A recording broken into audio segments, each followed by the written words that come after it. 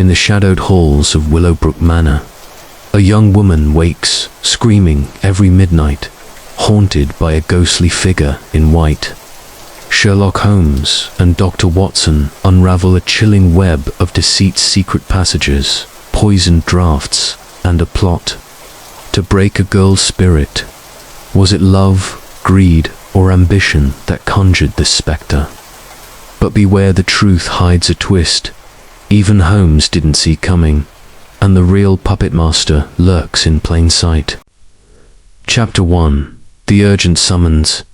In the annals of my long association with Sherlock Holmes, there have been few periods as fraught with activity as the early spring of 1895. The world beyond our modest lodgings at 221B Baker Street seemed to conspire in presenting enigmas that taxed even Holmes' prodigious faculties to their utmost. It was a time when the fogs of London, thick and impenetrable, mirrored the obscurity of the mysteries that enveloped us. Holmes, ever the relentless pursuer of truth, was immersed in no fewer than 3 cases of paramount importance, each bearing upon the delicate threads of national security and private intrigue. The first of these involved the disappearance of certain naval documents from the Admiralty, a matter that had set the corridors of Whitehall abuzz with whispers of espionage. Holmes had deduced, through a chain of reasoning as intricate as it was unerring, that the culprit was not a foreign agent but a disgruntled clerk with a penchant for the gaming tables. The recovery of the papers had been effected with such discretion that even the Prime Minister himself had sent a note of commendation, though Holmes dismissed it with his characteristic nonchalance, remarking that gratitude was a poor substitute for intellectual stimulation. Concurrently, he was unraveling the threads of the Baron's tiara affair, wherein a priceless heirloom had vanished from the safe of Lord Harrington during a grand soirée at his Mayfair residence. The suspects numbered in the dozens: guests, servants, and even family members, each with motives as varied as their alibis were flimsy. Holmes' examination of a single footprint in the garden soil, combined with an analysis of cigar ash found upon the windowsill, had narrowed the field considerably, pointing inexorably toward a society jewel thief whose modus operandi involved the clever use of trained accomplices in the form of small animals. A monkey, as it transpired, had been the unwitting agent of the theft, scampering up the ivy-clad walls with the tiara clutched in its paws. The third case, perhaps the most perplexing of the trio, concerned the anonymous letters that had plagued the household of the Duchess of Mountford. These missives, penned in a hand that mimicked the Duchess's own script, contained revelations of scandals long buried and threatened exposure unless substantial sums were paid. Holmes had spent nights poring over the ink compositions and paper fibers, concluding that the blackmailer was none other than the Duchess's own lady's maid, driven by a grudge born of unrequited affection for the Duke. The confrontation had been a masterpiece of psychological warfare, with Holmes extracting a confession without so much as raising his voice. Amid this whirlwind of investigations, I, John Watson, MD, found myself dividing my time between my medical practice and the role of chronicler and occasional assistant to my extraordinary friend. My patients, a motley assortment of London's afflicted, provided a welcome counterpoint to the cerebral demands of Holmes' world. Yet, on that particular morning in March, as I returned from attending to a case of influenza in the East End, I sensed an undercurrent of anticipation in the air of Baker Street. The streets were alive with the clatter of hansoms and the cries of vendors. But within our rooms, a hush prevailed, broken only by the occasional scrape of Holmes' violin as he coaxed melancholic strains from its strings. Mrs. Hudson, our indefatigable landlady, met me at the door with a look of mild exasperation. Mr. Holmes has been pacing like a caged tiger all morning, Doctor, she confided in a whisper. And there's a gentleman waiting, most insistent he is, and looking as if the hounds of hell were at his heels.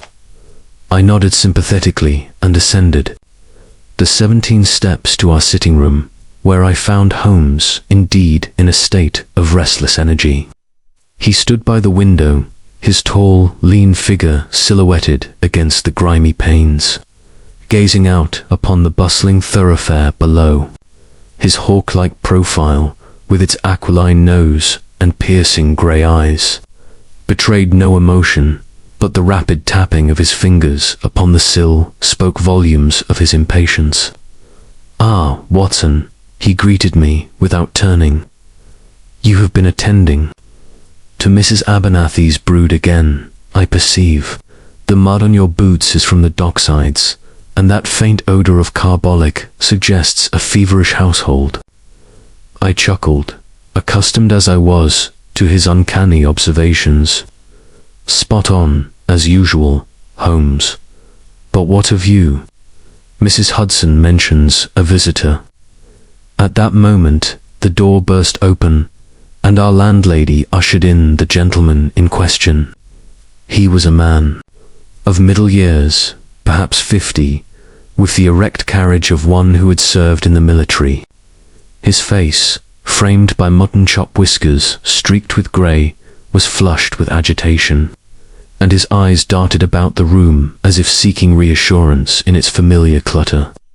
He clutched a silver-headed walking stick in one gloved hand, and his frock coat, though of fine cut, bore the creases of hasty travel. "Mr. Reginald Hargrove, sir," Mrs. Hudson announced, before withdrawing discreetly.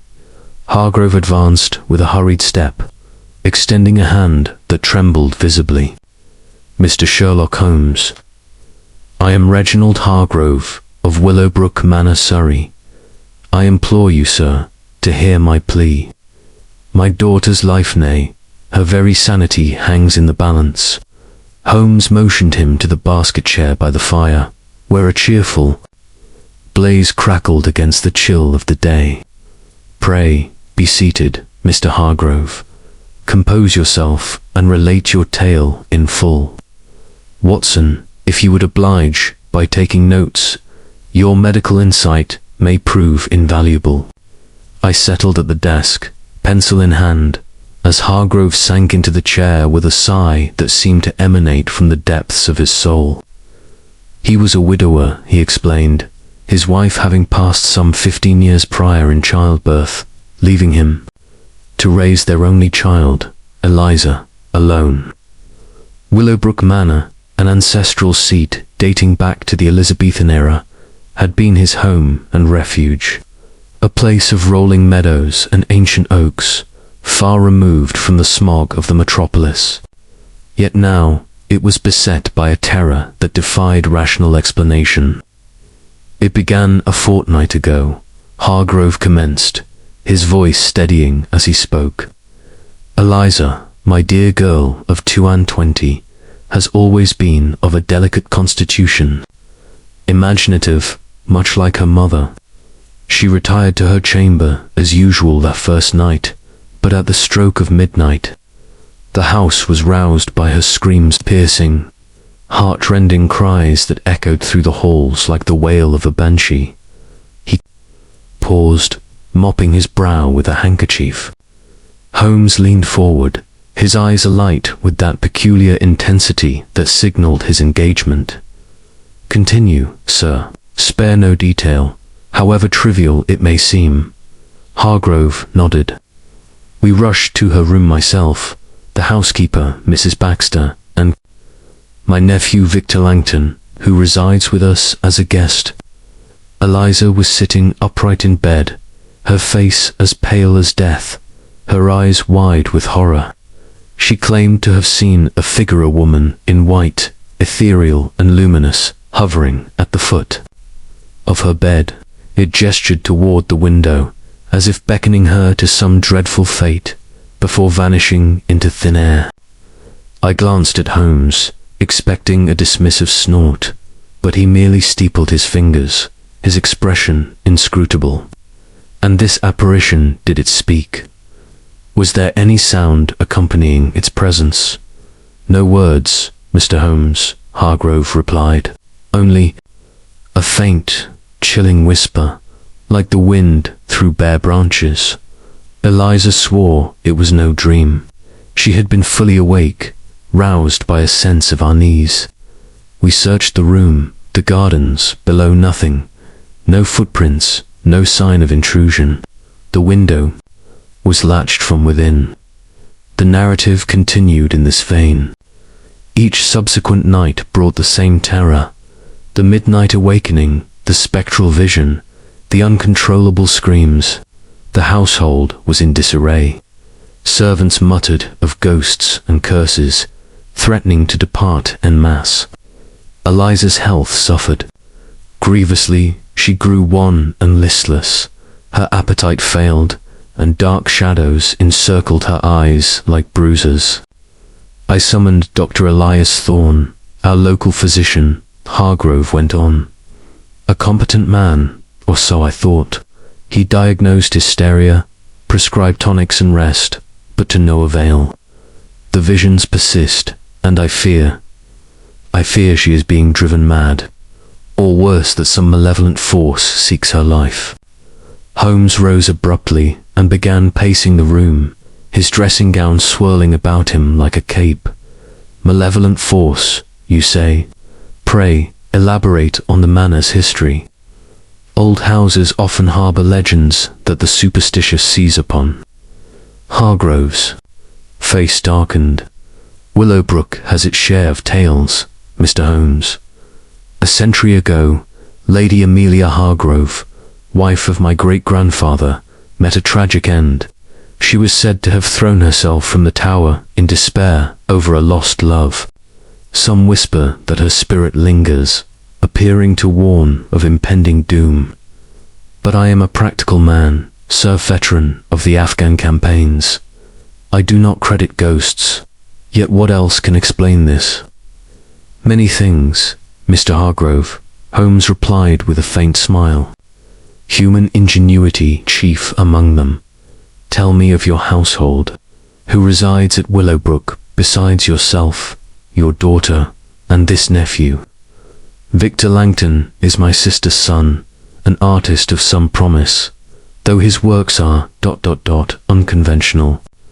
He came to us a year ago, seeking patronage and a quiet retreat for his painting. Then there is Mrs. Baxter, the housekeeper, loyal these 20 years. A few maids, a groom, the gardener nun with cause to harm Eliza. And visitors, suitors, perhaps. Your daughter is of marriageable age. Hargrove hesitated, a flicker of unease crossing his features. There is Sir Geoffrey Blaine, a neighbour of considerable wealth. He has expressed interest in Eliza's hand. And I have encouraged the match. It would secure her future, you see. But she is reluctant, as he is too stern, too possessive. Holmes' eyes narrowed, intriguing. And Dr. Thornhay's background, a practitioner from the village, trained in Edinburgh. He has attended the family for a decade, ever since old Dr. Wilkins retired. As Hargrove spoke, Holmes interjected with probing questions, eliciting details that painted a vivid portrait of life at Willowbrook. The manor's layout emerged. The great hall with its oak panelling, the winding staircases, the chamber where Eliza slept, overlooking the moonlit gardens. Hargrove described the nightly rituals, the locking of doors, the patrols by the watchmen, all to no effect against the intangible intruder. I, meanwhile, noted the physiological aspects. Eliza's symptoms suggested nervous exhaustion, possibly exacerbated by some toxin or psychological manipulation. Has she experienced hallucinations before? I inquired. Never, Doctor, Hargrove assured me. She is the picture of health, or was, until this ordeal began. Holmes halted his pacing and fixed Hargrove with a penetrating stare. "One more thing, sir.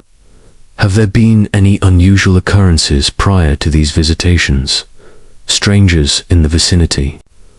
Odd deliveries? Alterations to the household routine?" Hargrove pondered. "Now that you mention it, a peddler came by a week before selling trinkets. Elixirs.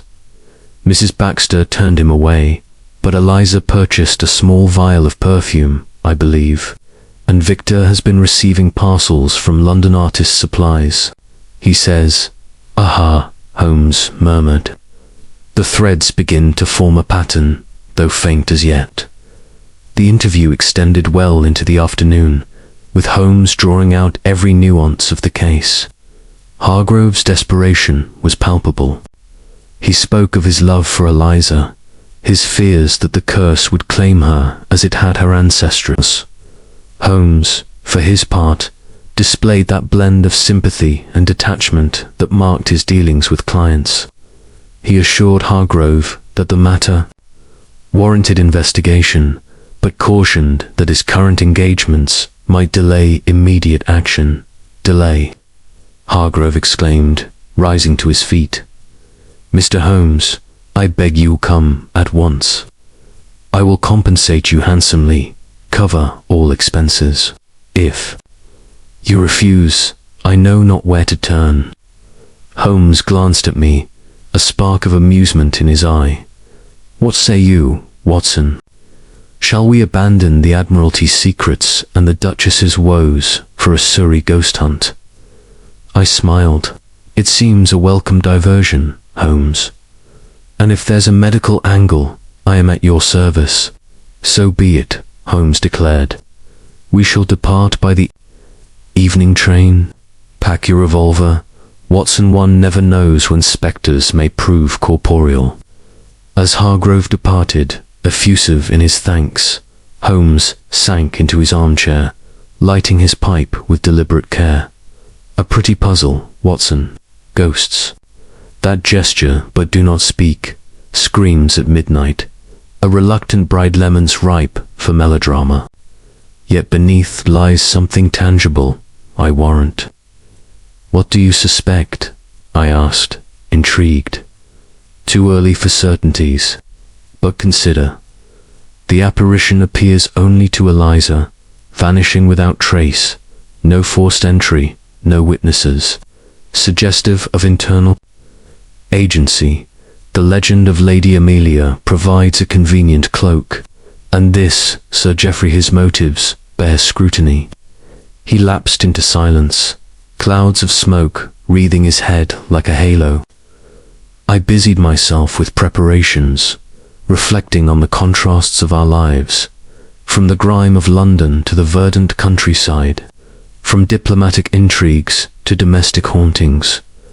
The journey to Surrey was undertaken in a first-class carriage. Holmes absorbed in a monograph on phosphorescent compounds, while I perused the evening papers. Hargrove met us at the station with a dog-cart, the horses' hooves clipping smartly along the winding lanes. Dusk had fallen, and the air carried the scent of blooming hawthorn and damp earth. Willowbrook Manor loomed against the twilight sky, its gables and chimneys etched in silhouette. Ivy clung to its stone facade, and mullioned windows glowed with lamplight. As we alighted, a chill wind stirred the leaves, whispering secrets of its own. Inside, the great hall welcomed us with the warmth of a roaring fire. Mrs. Baxter, a formidable woman of stern countenance and starched apron, curtsied briskly. "Rooms are prepared, sirs. Dinner at 8. Eliza Hargrove descended the staircase, a fragile figure in a gown of pale silk.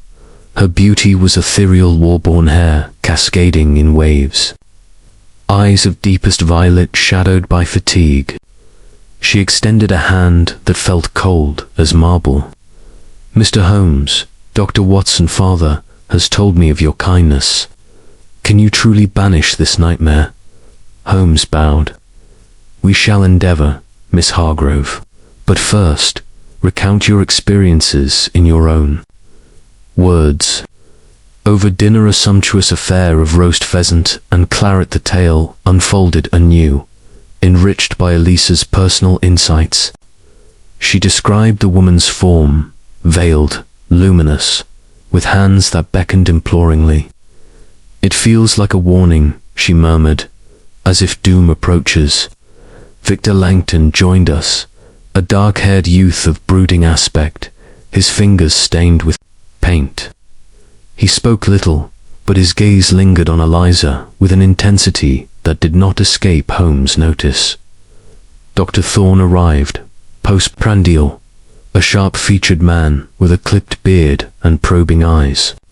He dismissed the visions as neurotic fantasies, prescribing a sedative draught that Holmes examined covertly. As the clock neared midnight, tension mounted. Holmes suggested a vigil, positioning us in shadowed alcoves.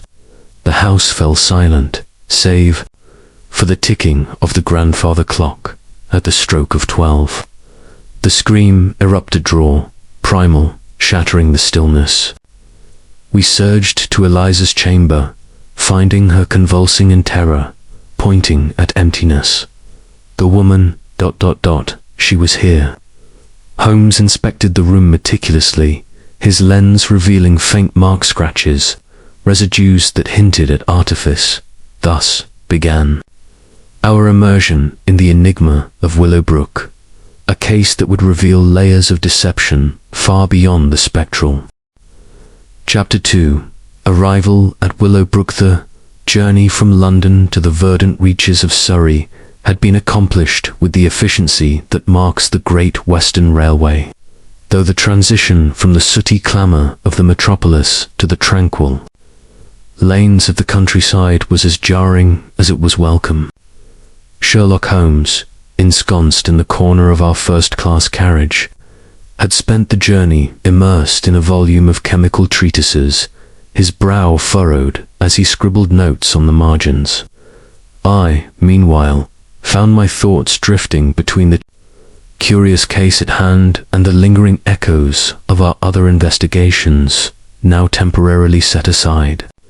The sun was dipping low, casting long shadows across the fields.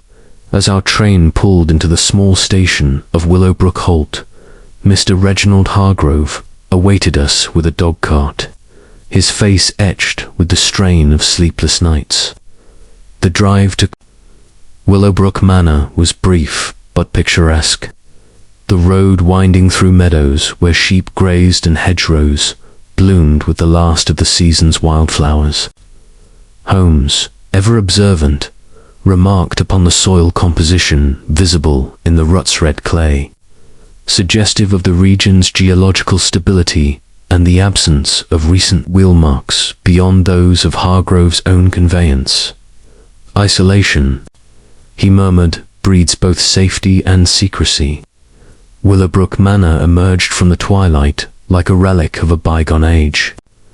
Its Elizabethan architecture, with gabled roofs and diamond-paned windows, exuded a sombre grandeur, tempered by the creeping ivy that cloaked its stone walls.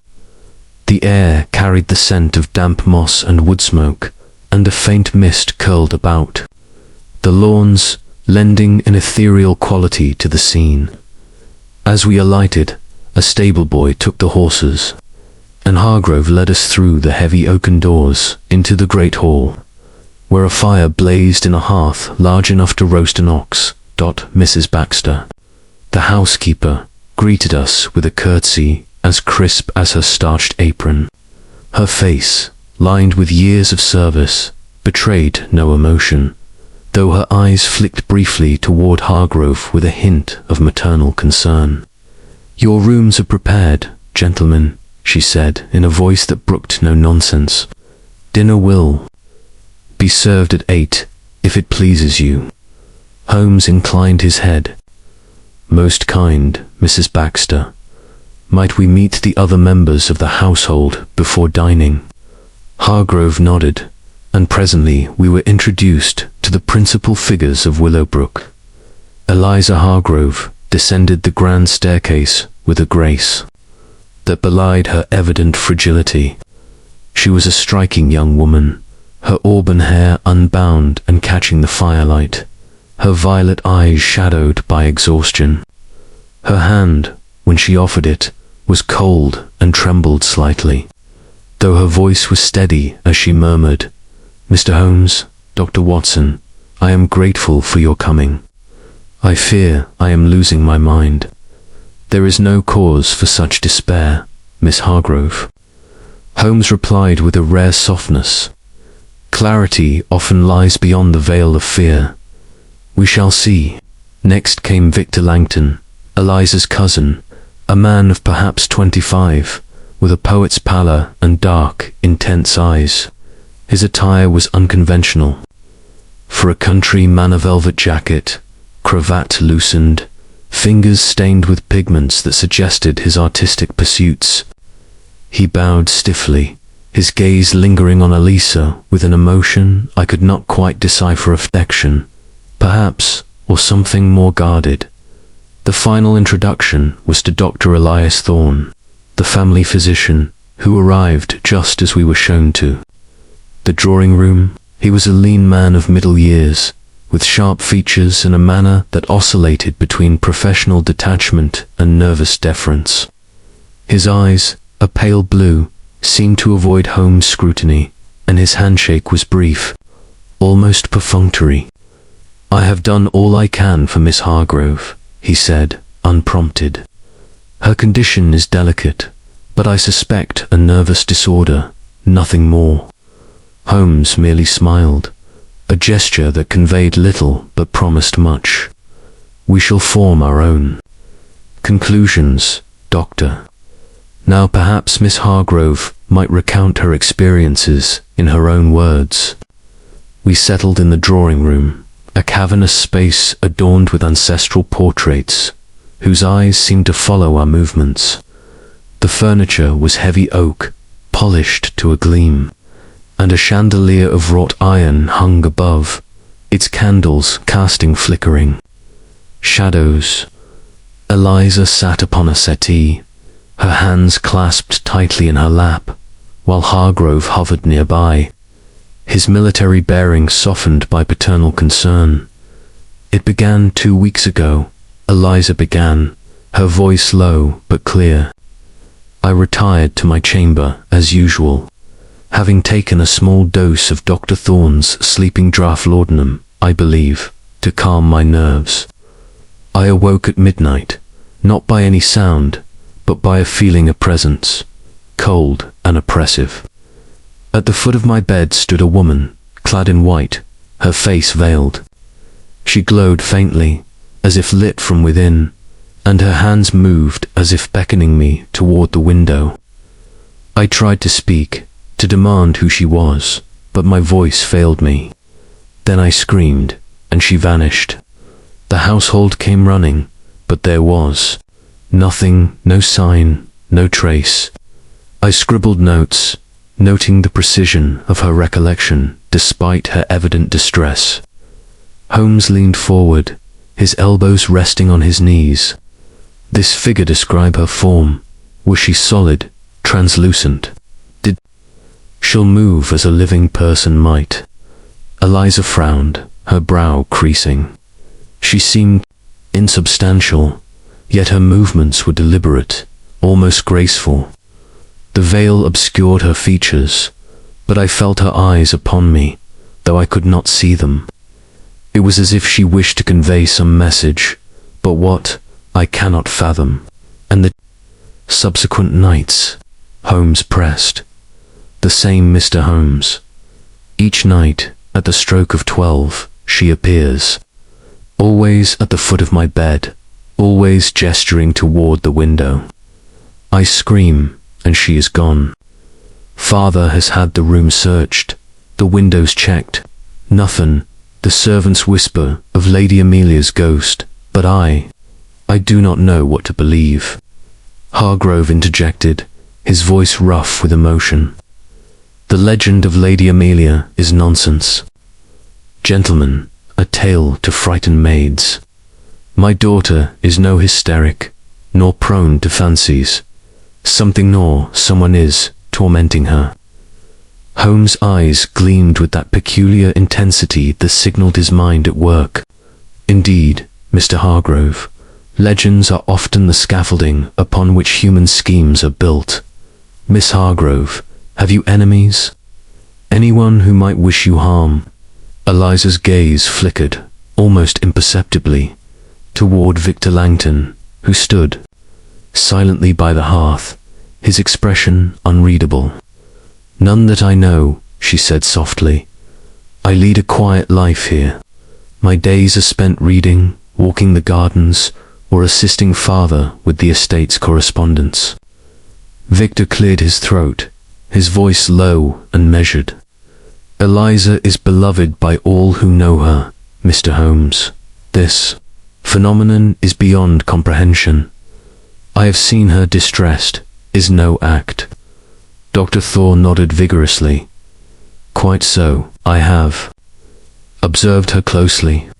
The symptoms, palpitations, dilated pupils, night terrors, are consistent with a nervous collapse, perhaps exacerbated by the strain of her impending engagement.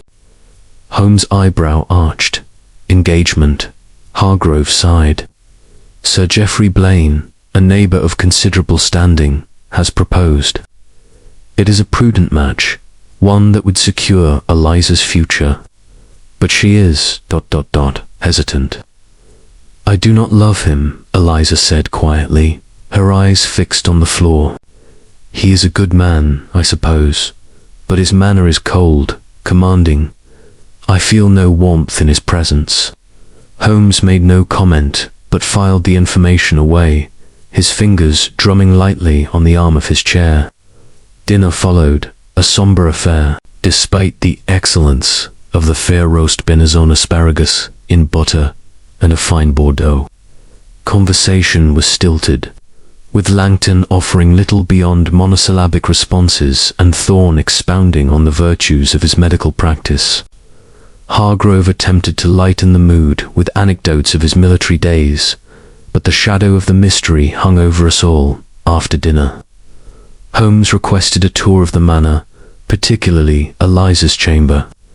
We were led up a winding staircase, its banisters carved with intricate floral motifs, to a corridor lined with tapestries depicting pastoral scenes. Eliza's room was at the far end, a spacious chamber dominated by a four-poster bed draped in heavy damask. The walls were papered in a delicate rose pattern, and a large window overlooked the gardens, now shrouded in darkness. A dressing table held a silver-backed mirror and a small vial of perfume, its stopper etched with a floral design. Holmes moved about the room with the precision of a bloodhound, his lens in hand. He examined the floorboards, noting their creaks and the absence of dust in certain corners. The window sash drew his particular attention. He traced his fingers along its frame, pausing at faint scratches near the latch. Recent, he murmured, not deep, but deliberate. What's in your opinion? I peered at the marks, which were barely visible in the lamplight. They could be from a Tula knife, perhaps, or a screwdriver. But why here? Holmes did not reply, instead kneeling to inspect the sill. He scraped a minute residue into a glassine envelope, sniffing it cautiously. Phosphorescent, possibly curious. Dr. Thorne, hovering at the doorway, suggested the scratches were from Eliza's own movements during her fits. She is restless in her sleep, gentlemen. Such marks are not uncommon in cases of nervous agitation. Holmes' smile was thin. We shall see, Doctor. Miss Hargrove, this perfume, when did you acquire it? Eliza hesitated. A peddler came to the manor some weeks ago. I bought it on a whim. It has a pleasant scent, though I use it sparingly. Holmes lifted the vial, uncorked it, and inhaled deeply. His expression remained impassive, but he pocketed the vial with a murmured, "With your permission." He then turned to the bed, examining the pillows and counterpane with meticulous care, pausing to pluck a single thread white, silken from the edge of the canopy. As the household retired, Holmes arranged for us to keep vigil in an adjoining room, a small study with a connecting door. "We must observe the phenomenon ourselves, Watson," he said, settling into a chair with his pipe. "Ghosts are rare, but human motives are legion." The clock ticked toward midnight, the manor silent save for the occasional creak of settling timbers. I checked my revolver, a precaution born of habit, while Holmes sat in darkness, his silhouette a study in concentration. When the scream came, it was as Eliza had described, piercing roar, a cry that seemed to tear through the very walls. We burst into her chamber, finding her upright in bed, her face a mask of terror, pointing at the empty air before her. She was there, the woman in white. Holmes darted to the window, flinging it open. The garden below lay still, the grass undisturbed by any mortal tread. Yet his eyes lingered on the sill, where the faint glow of residue caught the moonlight. "A tangible spectre, Watson," he said softly. "This promises to be most instructive." Chapter 3. The Bedroom Examination. The scream that had shattered the midnight stillness of Willowbrook Manor lingered in my ears as Sherlock Holmes and I stood in Eliza Hargrove's chamber, the air heavy with the residue of her terror. The young woman, now calmed by the ministrations of Mrs. Baxter, sat trembling upon her bed, her auburn hair dishevelled and her violet eyes wide with a fear that seemed to transcend the moment. The household, roused by the commotion, hovered. At the threshold Reginald Hargrove, his face a mask of paternal anguish, Victor Langton, silent and watchful, and Dr. Elias Thorne, whose professional composure seemed strained by the intensity of the scene. Holmes, undeterred by the emotional tumult, moved with the precision of a scientist in his laboratory. The room, bathed in the soft glow of a single oil lamp, revealed its secrets slowly under his scrutiny.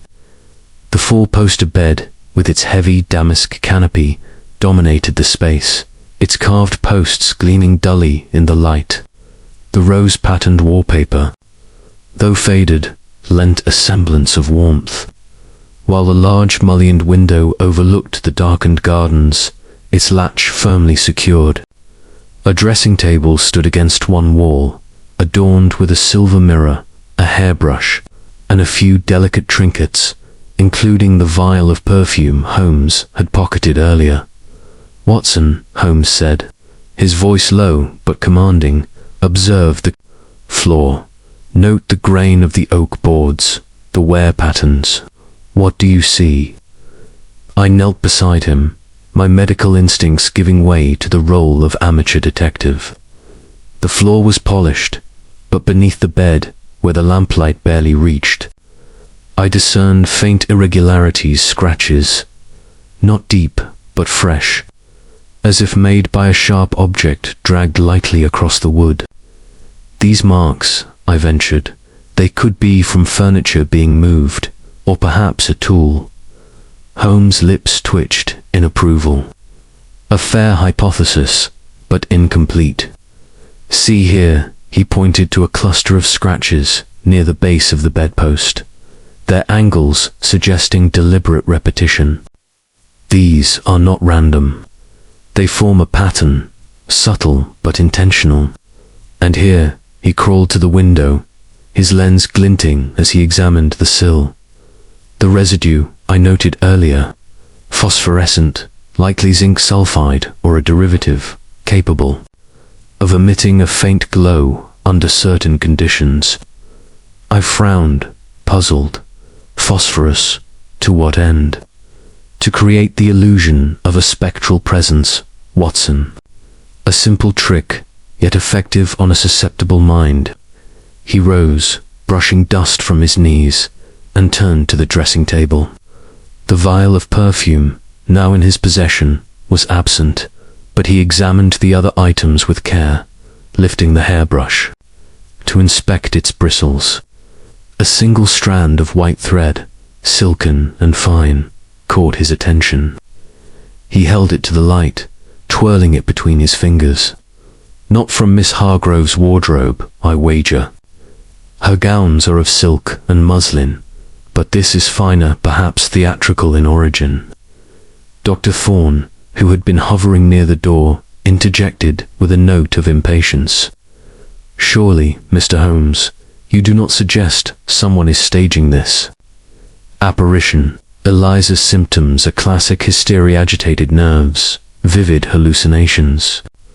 The scratches could be from her own movements during these episodes. I have seen such cases before. Holmes' eyes, sharp as a hawk's, fixed on the physician. Have you, indeed? Then perhaps you can explain the chemical residue on the sill, doctor, or the precision of these scratches, which align with no natural motion of a restless sleeper. Thorne's mouth tightened, but he offered no reply. Hargrove, meanwhile, clasped his daughter's hand, his voice hoarse. If this is no ghost, then what? Who would torment my child so? Holmes did not answer directly, instead addressing Eliza. Miss Hargrove described the figure once more. Every detail, however minute. The texture of her gown, the manner of her gesture. Eliza's voice trembled as she spoke. She is tall, or seems so, her form shrouded in a white gown flowing like mist, but with a sheen that catches the moonlight. The veil covers her face, but I feel her gaze cold and piercing.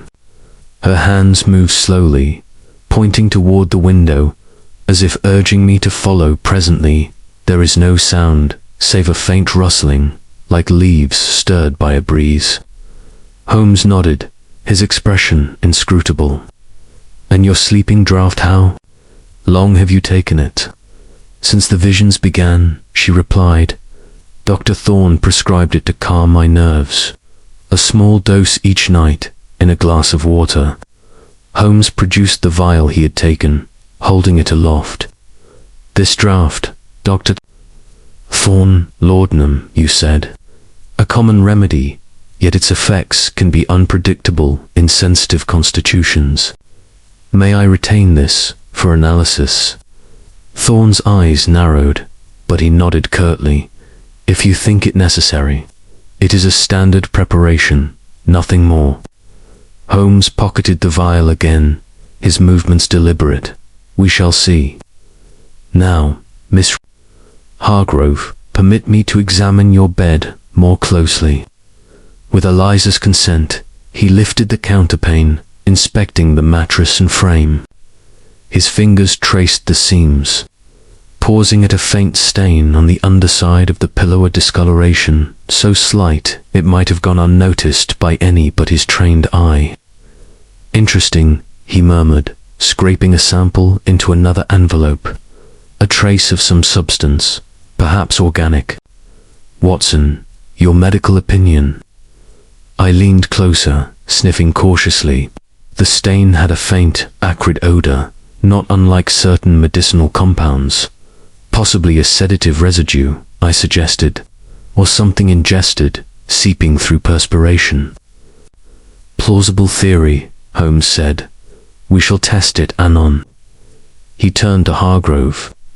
Sir, I propose we maintain a watch tonight, but not in this room.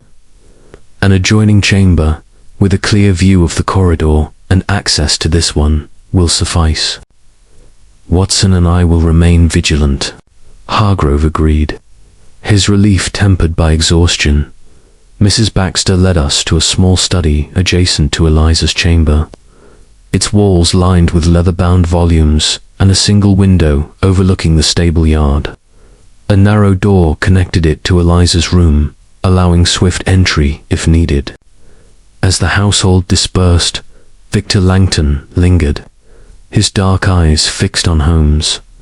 "You believe this to be human mischief, Mr. Holmes?" he asked, his tone guarded. "I believe in evidence, Mr. Langton," Holmes replied coolly. "And evidence suggests more than spectral fancy at work. Your artistic talents, do they extend to theatrical effects? Phosphorescence, perhaps?" Langton's face flushed. "I paint landscapes and portraits, sir, not conjurer's tricks. I wish only Eliza's safety." Holmes' smile was enigmatic. "Then we are aligned in purpose. Good night, sir." As midnight approached Holmes and I settled in the study, the lamp extinguished to preserve our night vision. He sat cross-legged in an armchair, his pipe unlit, his gaze fixed on the connecting door. I checked my revolver, its weight a reassuring presence, though I sensed Holmes' disdain for such precautions. "What do you make of it, Holmes?" I whispered. "The scratches, the residue, the thread all point to artifice, yet the motive eludes me." "Patience, Watson," he replied softly. "Motive is the shadow cast by action. We have the actions now, we seek the hand that moves them. The perfume, the draught, the marks all are pieces of a puzzle. And then there is the matter of Sir Geoffrey Blaine. A suitor unwanted, a fortune at stake. The threads converge, but not yet clearly. The clock in the hall chimed 12, its tolling heavy in the silence. For a moment, all was still. Then, as if torn from the depths of a nightmare, Eliza's scream pierced the night, raw and visceral. We sprang to our feet, rushing through the connecting door. Eliza sat upright, her face ashen, pointing at the empty space before her bed. She was there again, the woman in white. Holmes darted to the window, flinging it open. The garden below lay undisturbed, the dew-kissed grass gleaming in the moonlight. He examined the sill once more, his lens catching the faintest glow of the phosphorescent residue. No footprints, he noted, yet the timing is precise. "Watson, examine Miss Hargrove." I approached the bed, taking her wrist. Her pulse was rapid, her pupils dilated unnaturally, though she responded coherently to my questions. "The same vision," she gasped, "always the same." Mrs. Baxter arrived, followed by Hargrove and Langton. Thorne appeared moments later, his medical bag in hand. "Another episode," he said, his voice tinged with exasperation. "I shall administer a stronger dose tonight." Holmes held up a hand. "Not yet, Doctor. Let us first ensure no external influence persists." He turned to me, his voice low. "What's in the dilatation of the pupils consistent with laudanum, or something more?" "Possibly," I replied, recalling cases of poisoning by belladonna, or similar alkaloids. "But we'd need to test the draught to be certain." Holmes nodded, his mind already racing ahead. As the household retreated, he lingered, his gaze sweeping the room once more. "The game is afoot, Watson," he said, a spark of excitement in his eyes. "Tomorrow, we delve deeper into the manor's secrets and the hearts of its inhabitants." Chapter 4. The Midnight Cry. The echo of Eliza Hargrove's scream still reverberated in my mind as Sherlock Holmes and I retreated to the small study adjoining her chamber, the air thick with the tension of unanswered questions. The manor had settled into an uneasy hush, the only sounds the distant creak of a floorboard and the faint rustle of leaves beyond the window, stirred by a restless night breeze. Holmes, seated in a high-backed chair, his silhouette sharp against the dim glow of the moonlight filtering through the curtains, was a picture of intense concentration. His pipe, unlit, rested in his hand, and his eyes, narrowed to slits, fixed upon the connecting door, as if willing it to yield its secrets. "Watson," he said at length, his voice barely above a whisper, marked the precision of these events. "The apparition appears at midnight, unfailingly, as if governed by a metronome. Such regularity is not the hallmark of spectral whim, but of human design." I nodded, my own thoughts turning to the physical evidence we had uncovered: the scratches, the phosphorescent residue, the mysterious thread. But the purpose, Holmes? To frighten Miss Hargrove into madness, or something more sinister? "Purpose is the linchpin," he replied, tapping his pipe against his palm. "Fear can be a weapon, but it is seldom an end in itself. We must consider the player's Hargrove, protective yet blind to his daughter's heart. Langton, the brooding artist with motives yet unclear. Thorne, whose medical assurances ring hollow. And this, Sir Geoffrey Blaine, a shadow in the background. The estate, the engagement, the legend of Lady Emiliol are threads in a tapestry we have yet to unravel." I checked my revolver once more, its cold steel a reassuring weight in my pocket.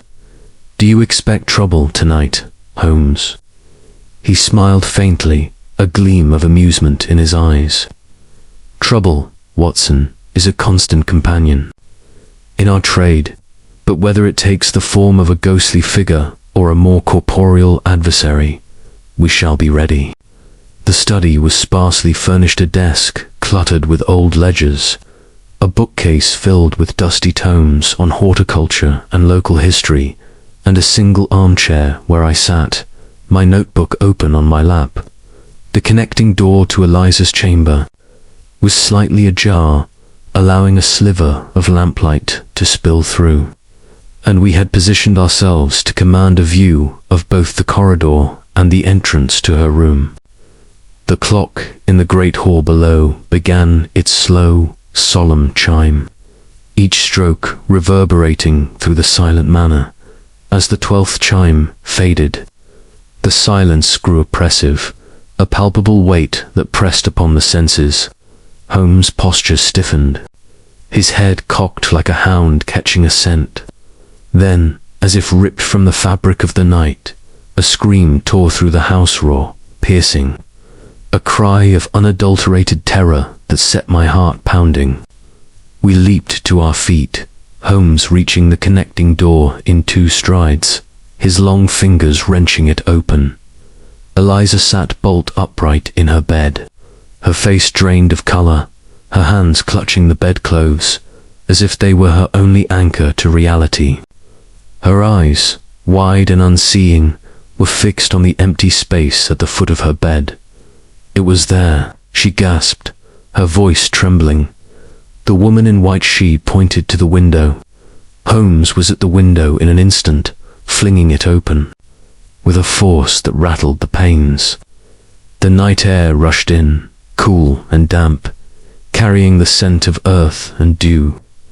Below, the garden stretched out in moonlit serenity, its paths and flower beds undisturbed, the grass glistening with moisture. No footprints marred the lawn, no shadow moved among the shrubs. Holmes leaned out, his lens scanning the sill, where the faint phosphorescent glow persisted, almost imperceptible in the moonlight. "Nothing," he murmured, his tone laced with frustration. "No trace of passage, yet the effect is undeniable." He turned back to Eliza, who was now being comforted by Mrs. Baxter, her sobs muffled against the housekeeper's shoulder. Hargrove burst into the room, his nightshirt hastily tucked into trousers, his face a mixture of fear and fury. "What devilry is this?" he demanded. "Holmes, you saw nothing, nothing visible," Holmes replied, his voice calm but edged with intensity. "Yet the absence of evidence is itself a clue. Watson, your observations?" I approached Eliza, my medical instincts taking precedence. Her pulse was racing, her skin clammy, and her pupils remained dilated, a sign I now suspected was not solely attributable to Miss Hargrove, I said gently, can you describe the figure again? Any new detail? She shook her head, her breath coming in short gasps. It was the same white, glowing, the veil hiding her face. She stood there, silent, pointing, always pointing to the window. I felt such dread, as if she were pulling me towards something terrible. Victor Langton appeared in the doorway, his dark hair disheveled, his eyes wide with concern, or was it something else? Eliza, my dear, he said, stepping forward. But Holmes held up a hand. Remain where you are, Mr. Langton, he said sharply. Your solicitude is noted, but we require clarity, not sentiment. Langton bristled but complied, his jaw tight. Dr. Thorne entered next, his medical bag in hand, his expression one of weary resignation. Another attack, he said, moving toward Eliza. I shall prepare a sedative.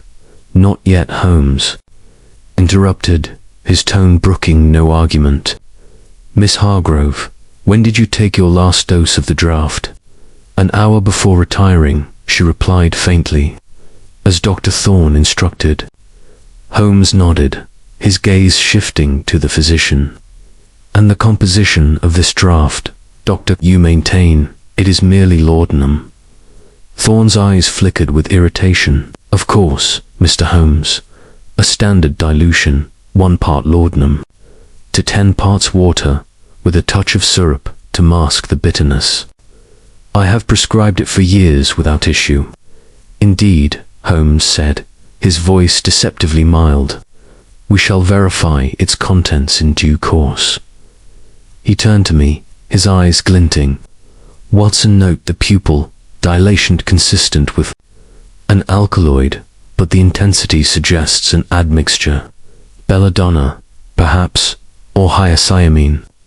I nodded, recalling cases where such substances had induced hallucinations, often with terrifying vividness.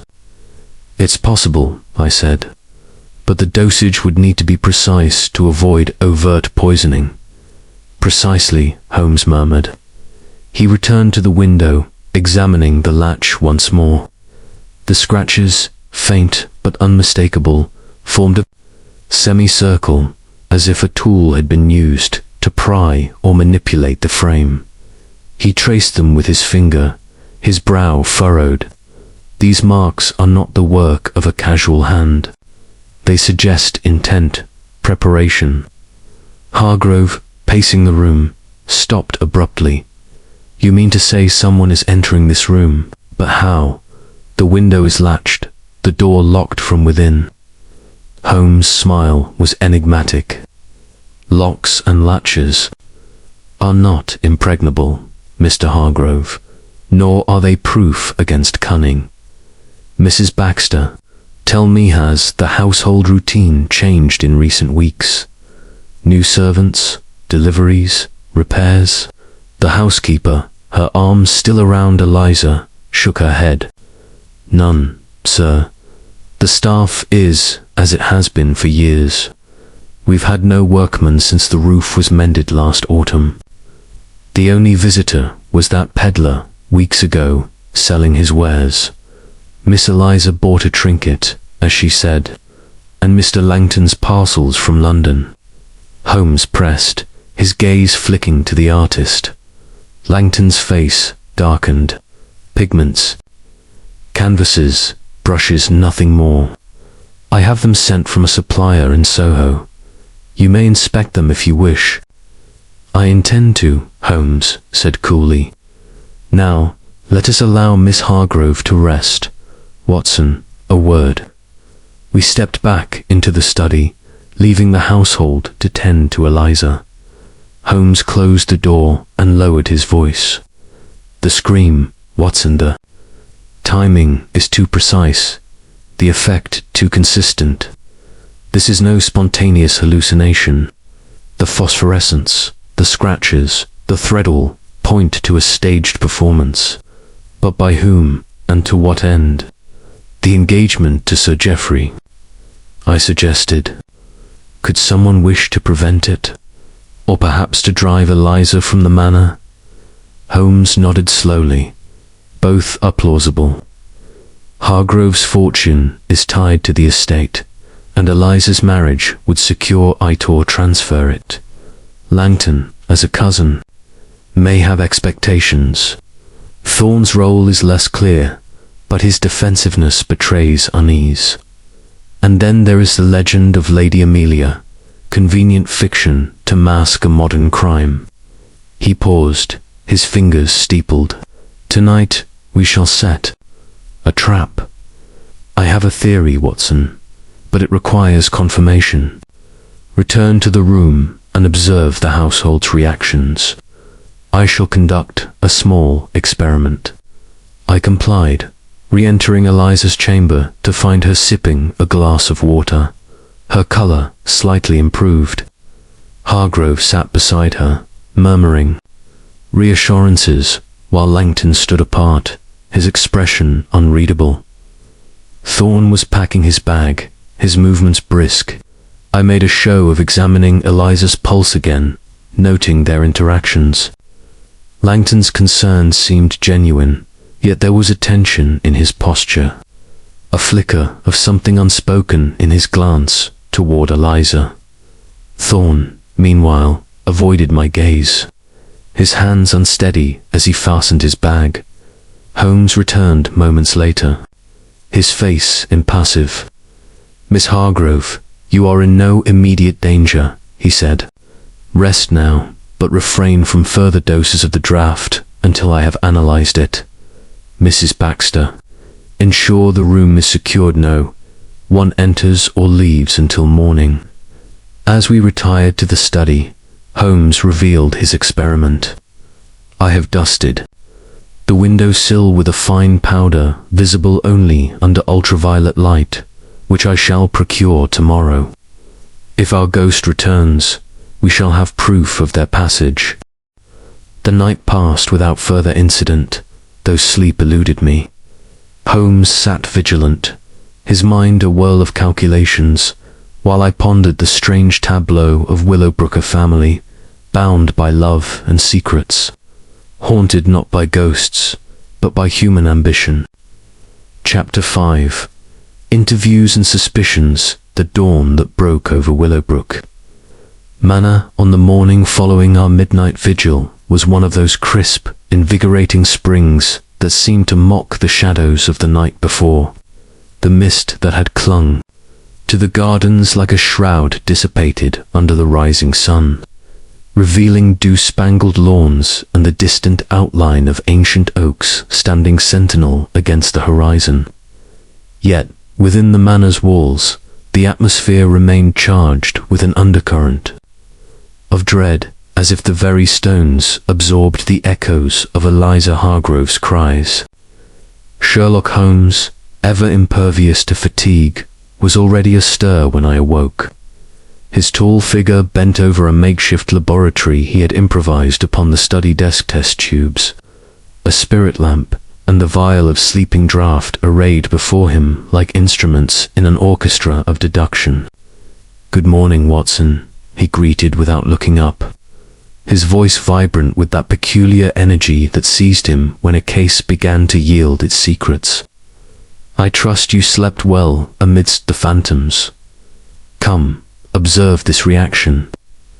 I approached, rubbing the sleep from my eyes, and peered at the tube where a few drops of the draught had been mixed with the liquid had turned a faint purple hue, a telltale sign that even my medical training recognized.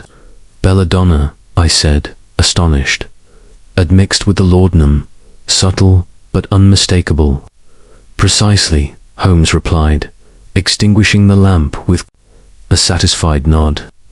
"The dosage is calculated to induce hallucinations without overt toxicity, visions vivid enough to terrify, yet fleeting.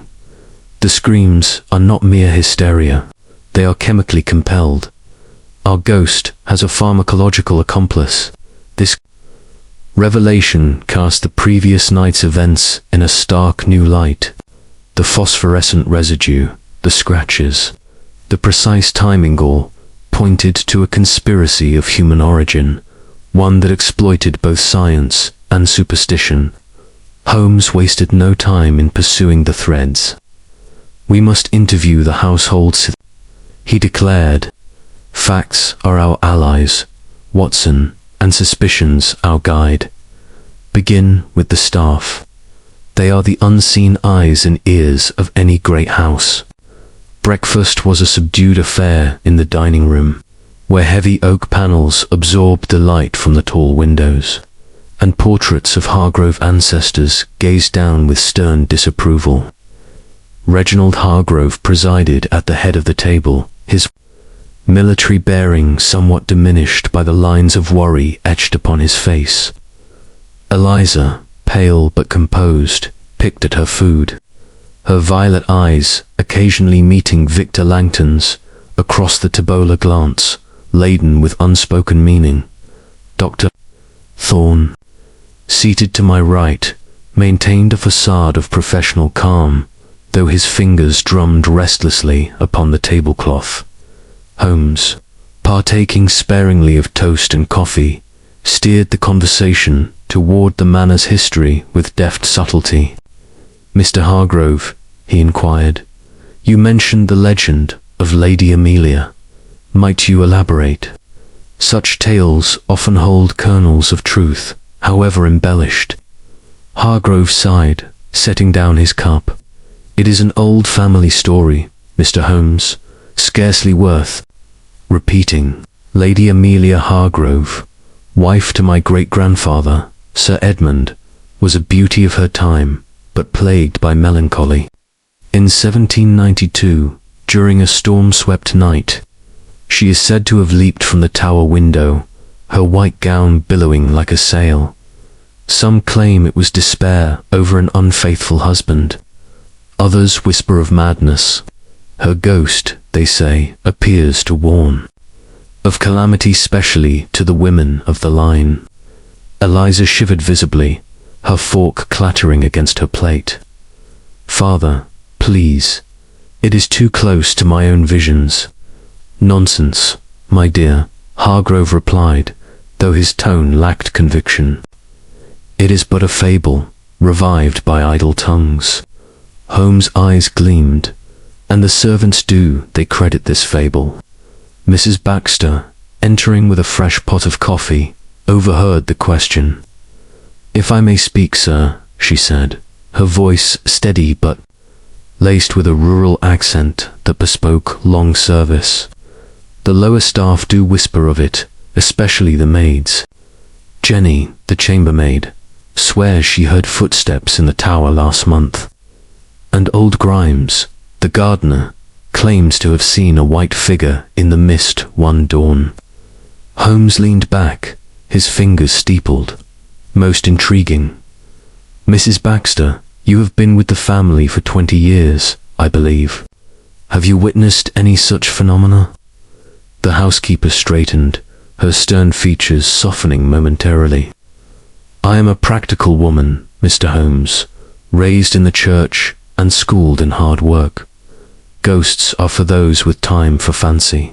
But I cannot deny the house has its creaks and shadows, especially since Miss Eliza's troubles began. The legend, while it serves to keep the staff vigilant, or so I tell myself."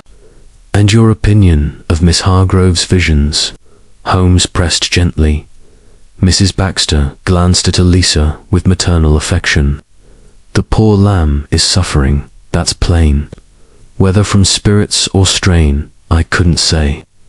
But I've locked every door myself, each night, and no one passes without my knowing." Holmes thanked her, his expression thoughtful. As breakfast concluded, he requested private interviews, beginning with the staff in the morning room, a cozy space overlooking the rose garden, furnished with chintz armchairs and a writing desk. First came the maids, a trio of young women, whose nervousness manifested in fidgeting hands and downcast eyes. Jenny, the chambermaid, a freckled girl of 19, recounted hearing whispers outside Eliza's door on several nights, though she attributed them to the wind. "It's the ghost, sir," she whispered, crossing herself. "Lady Amelia, come to claim." Another Holmes dismissed such superstitions with a wave, probing instead for concrete details. "Have you noticed strangers about the grounds? Unusual deliveries?" Jenny shook her head, but mentioned a peddler who had lingered at the kitchen door weeks prior, offering potions and charms.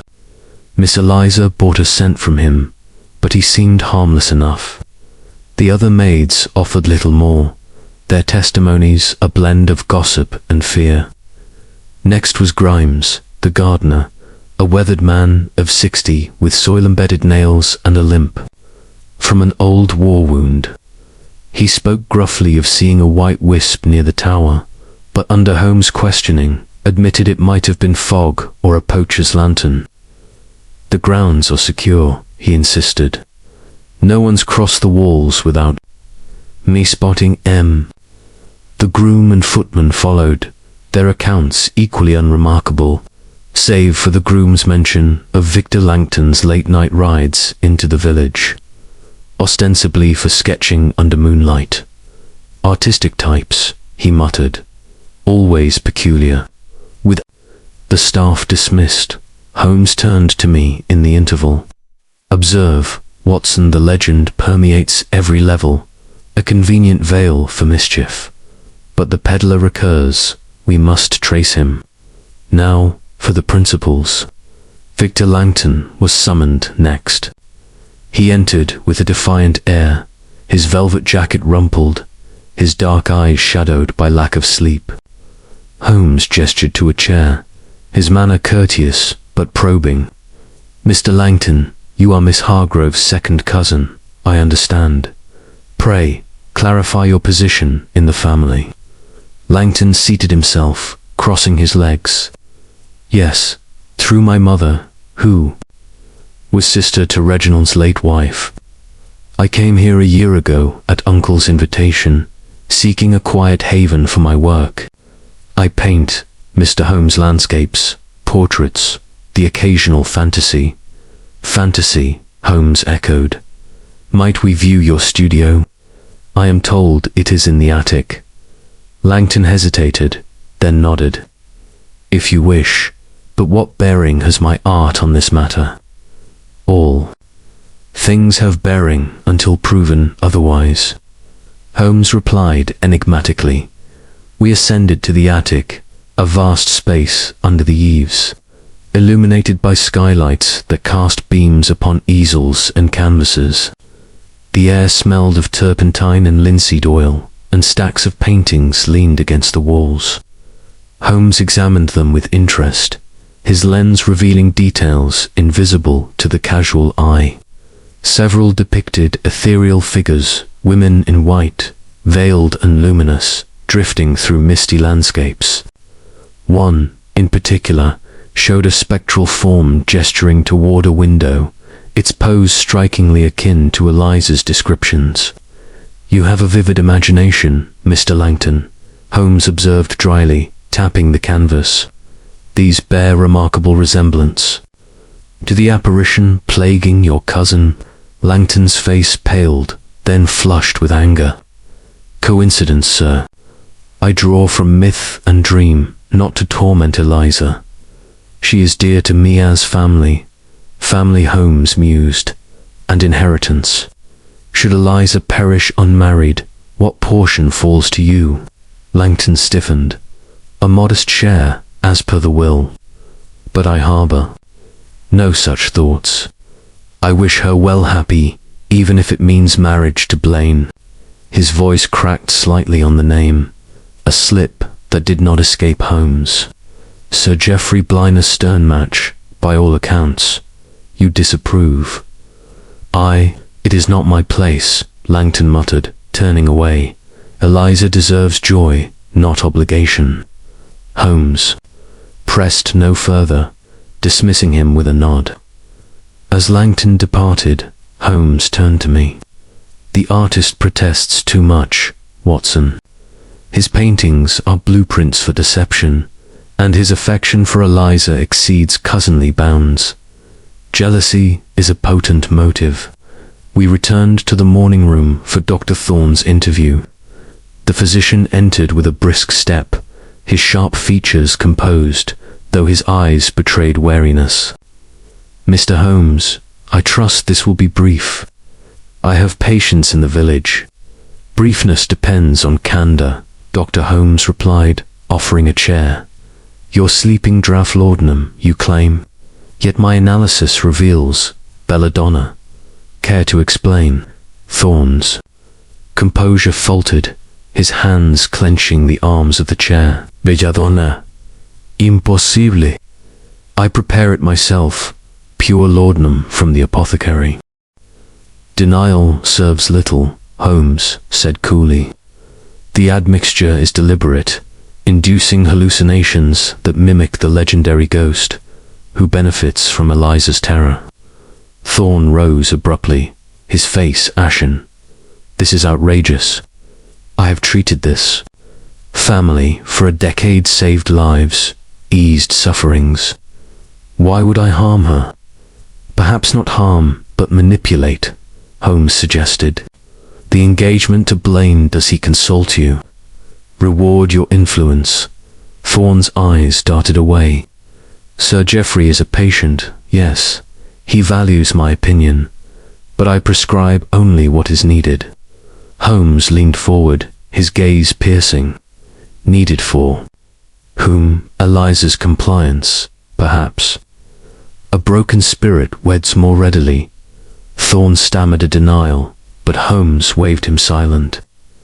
"We shall revisit this, Doctor. For now, depart but remain available." As Thorne left, Holmes paced the room, his energy electric. "The web tightens, Watson. Thorne's defensiveness reeks of guilt. Langton's art of complicity. Yet Hargrove himself must be probed. Paternal love can blind or conceal." Reginald Hargrove entered next, his bearing resolute. "Gentlemen, what progress? My daughter fades daily."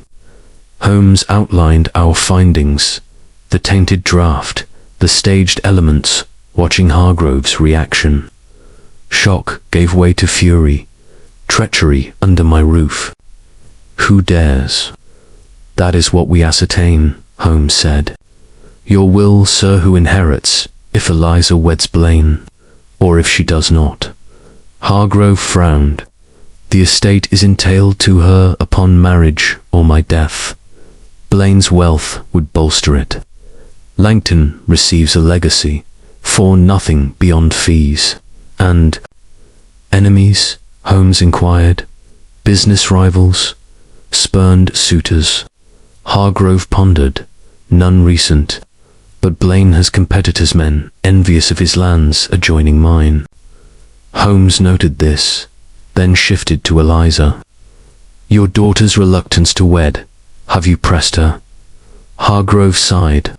"For her security, yes, but I would not force her. If this horror stems from that, ... The interview concluded, leaving Holmes deep in thought. Layers upon layers, Watson. The belladonna induces the visions, the phosphorus, the glow, but the actor who plays the ghost. We lunched lightly, then Holmes conducted a chemical confirmation in our rooms, the purple reaction. Irrefutable. "Aha!" he exclaimed.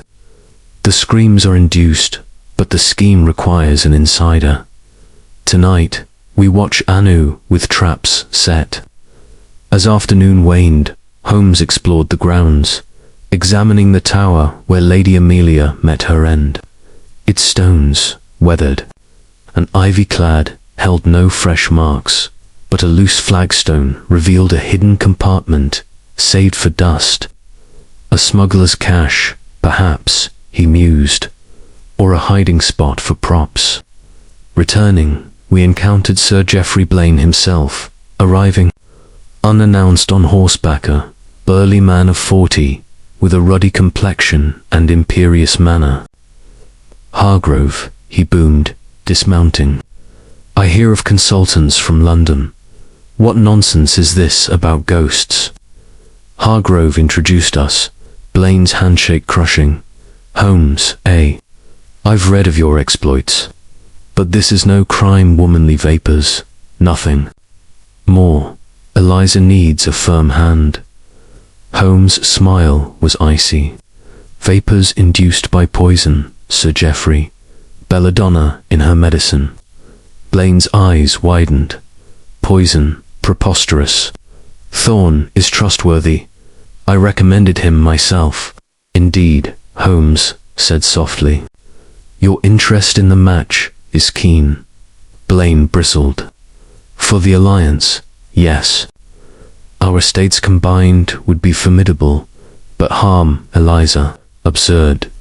He departed after a tense tea, his parting words to Eliza laced with possession.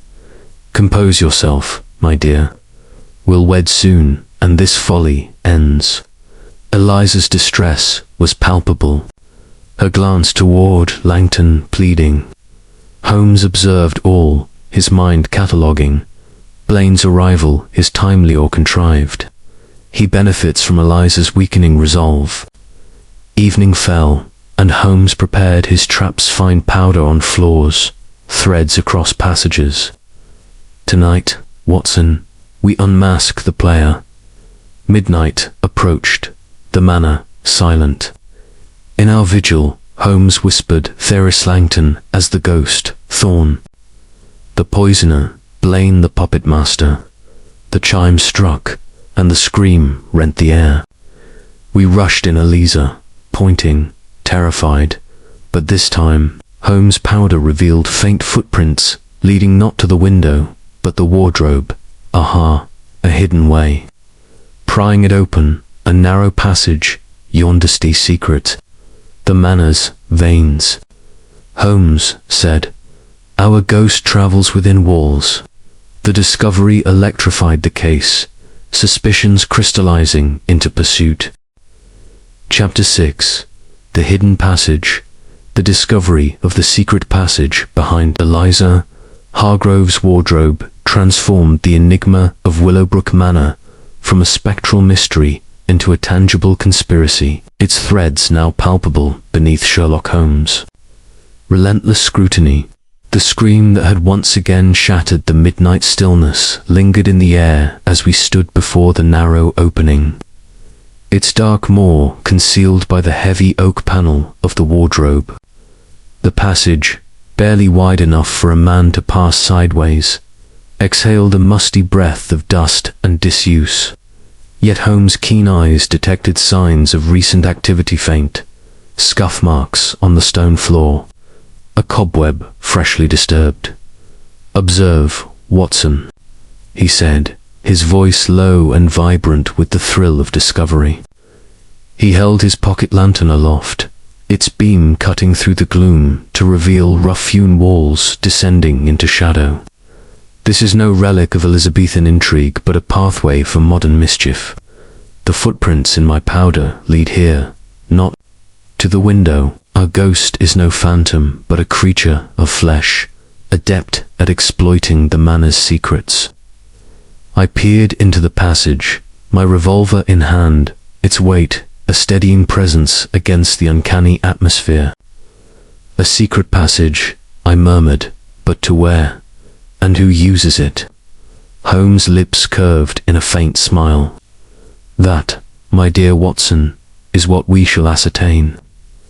The manor's architecture is a labyrinth. Such passages were common in houses of this age, built for priests or smugglers. But this one serves a more recent purpose. Come, we explore." We had paused only to ensure Eliza's safety, entrusting her to Mrs. Baxter's care with strict instructions to lock the chamber door. Hargrove, his face a mask of incredulity, stood guard, his military instincts rekindled by the revelation of treachery within his home. Victor Langton, pale and silent, lingered at the threshold, his dark eyes darting toward the wardrobe with an expression I could not fully decipher. Fear, perhaps, or guilt. Dr. Thorne, summoned yet again, offered a sedative, which Holmes declined, with a curt wave, insisting on clarity over chemical calm. The passage was cramped, its walls damp with the seep of centuries. Holmes led the way, his lantern casting grotesque shadows that danced like spectres of their own. The air grew colder as we descended a short flight of uneven stone steps, the treads worn smooth by long-forgotten feet. At the base, the passage widened slightly, branching in two directions, one toward the manor's western wing, the other ascending toward the attic. Holmes paused, examining the floor with his lens. The dust, thick in places, bore faint impressions, boot prints, too large for a woman's foot, and a smudge of phosphorescent residue glowing faintly under the lantern's light. This way, Holmes said, choosing the upward path. The attic is our destination. The artist's lair, perhaps. The ascent was steep, the passage narrowing again until we were forced to stoop. Cobwebs clung to our shoulders, and the air grew stale, heavy with the scent of old wood and something. Sharper turpentine, perhaps, or paint thinner. At last, the passage ended at a low panel, its edges cunningly fitted into the attic's floorboards. Holmes pressed gently, and it swung upward with a faint creak, revealing the cavernous space of Victor Langton's studio. We emerged into the attic, where skylights admitted slivers of moonlight, illuminating easels and canvases in a ghostly glow. The air was thick with the aroma of oils and pigments, and the paintings we had seen earlier stood sentinel ethereal figures in white, their veiled forms eerily reminiscent of Eliza's visions. Holmes moved swiftly, his lantern sweeping the floor. The boot prints continued, leading to a corner where a pile of canvases leaned against the wall. He knelt, his fingers tracing a faint seam in the floorboards. Another trapdoor, he murmured, prying it open with a penknife. Below lay a small compartment containing a folded white gown, a gauzy veil, and a vial of phosphorescent paint. Its label smudged, but legible, supplied by a London apothecary known to theatrical circles. "Aha!" Holmes exclaimed, holding the gown aloft. The costume of our spectre, complete with its luminous embellishment. The veil explains the faceless apparition, and the paint accounts for the glow. But the actor who dons this garb? I examined. The gown, its fabric fine but worn, as if used repeatedly. Langton, I ventured. His studio, his paintings, this passage leads directly to his domain. Holmes nodded, his expression thoughtful. A compelling hypothesis, yet we must not leap to conclusions. The passage is accessible from below, and others may know of it.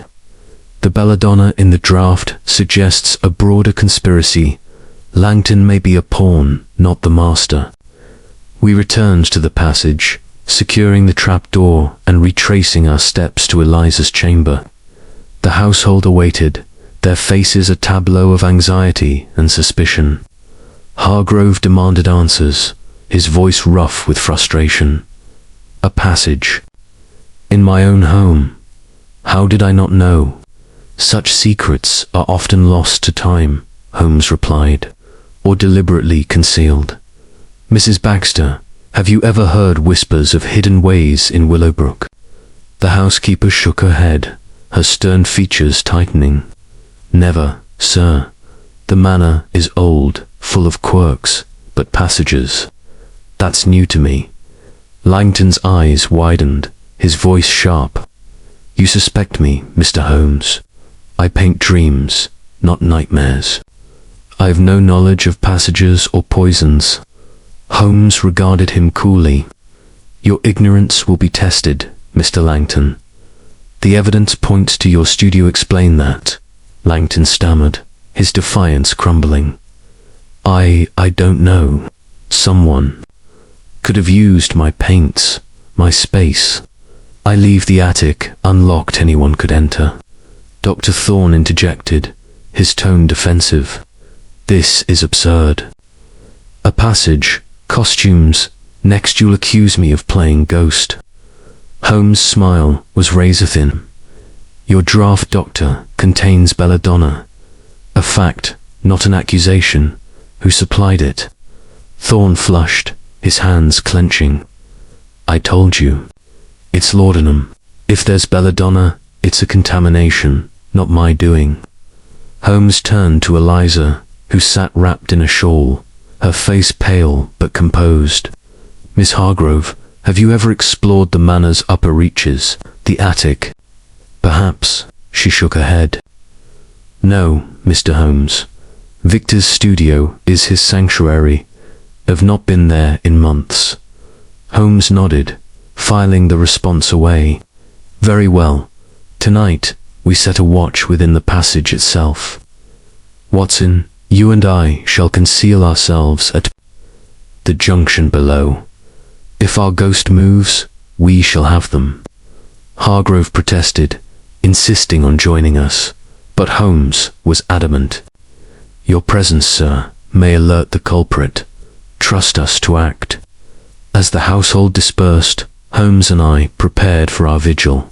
He coated the passage floor with his invisible powder, a precaution to track movement, and rigged a fine thread across the attic entrance, its breaking a silent alarm. We descended into the passage, settling at the junction where the paths diverged. The darkness was oppressive, the lanterns light a frail defense against the weight of stone and secrecy. Hours passed, the silence broken only by our breathing, and the occasional drip of water from unseen fissures. Holmes sat motionless, his senses attuned to the slightest disturbance.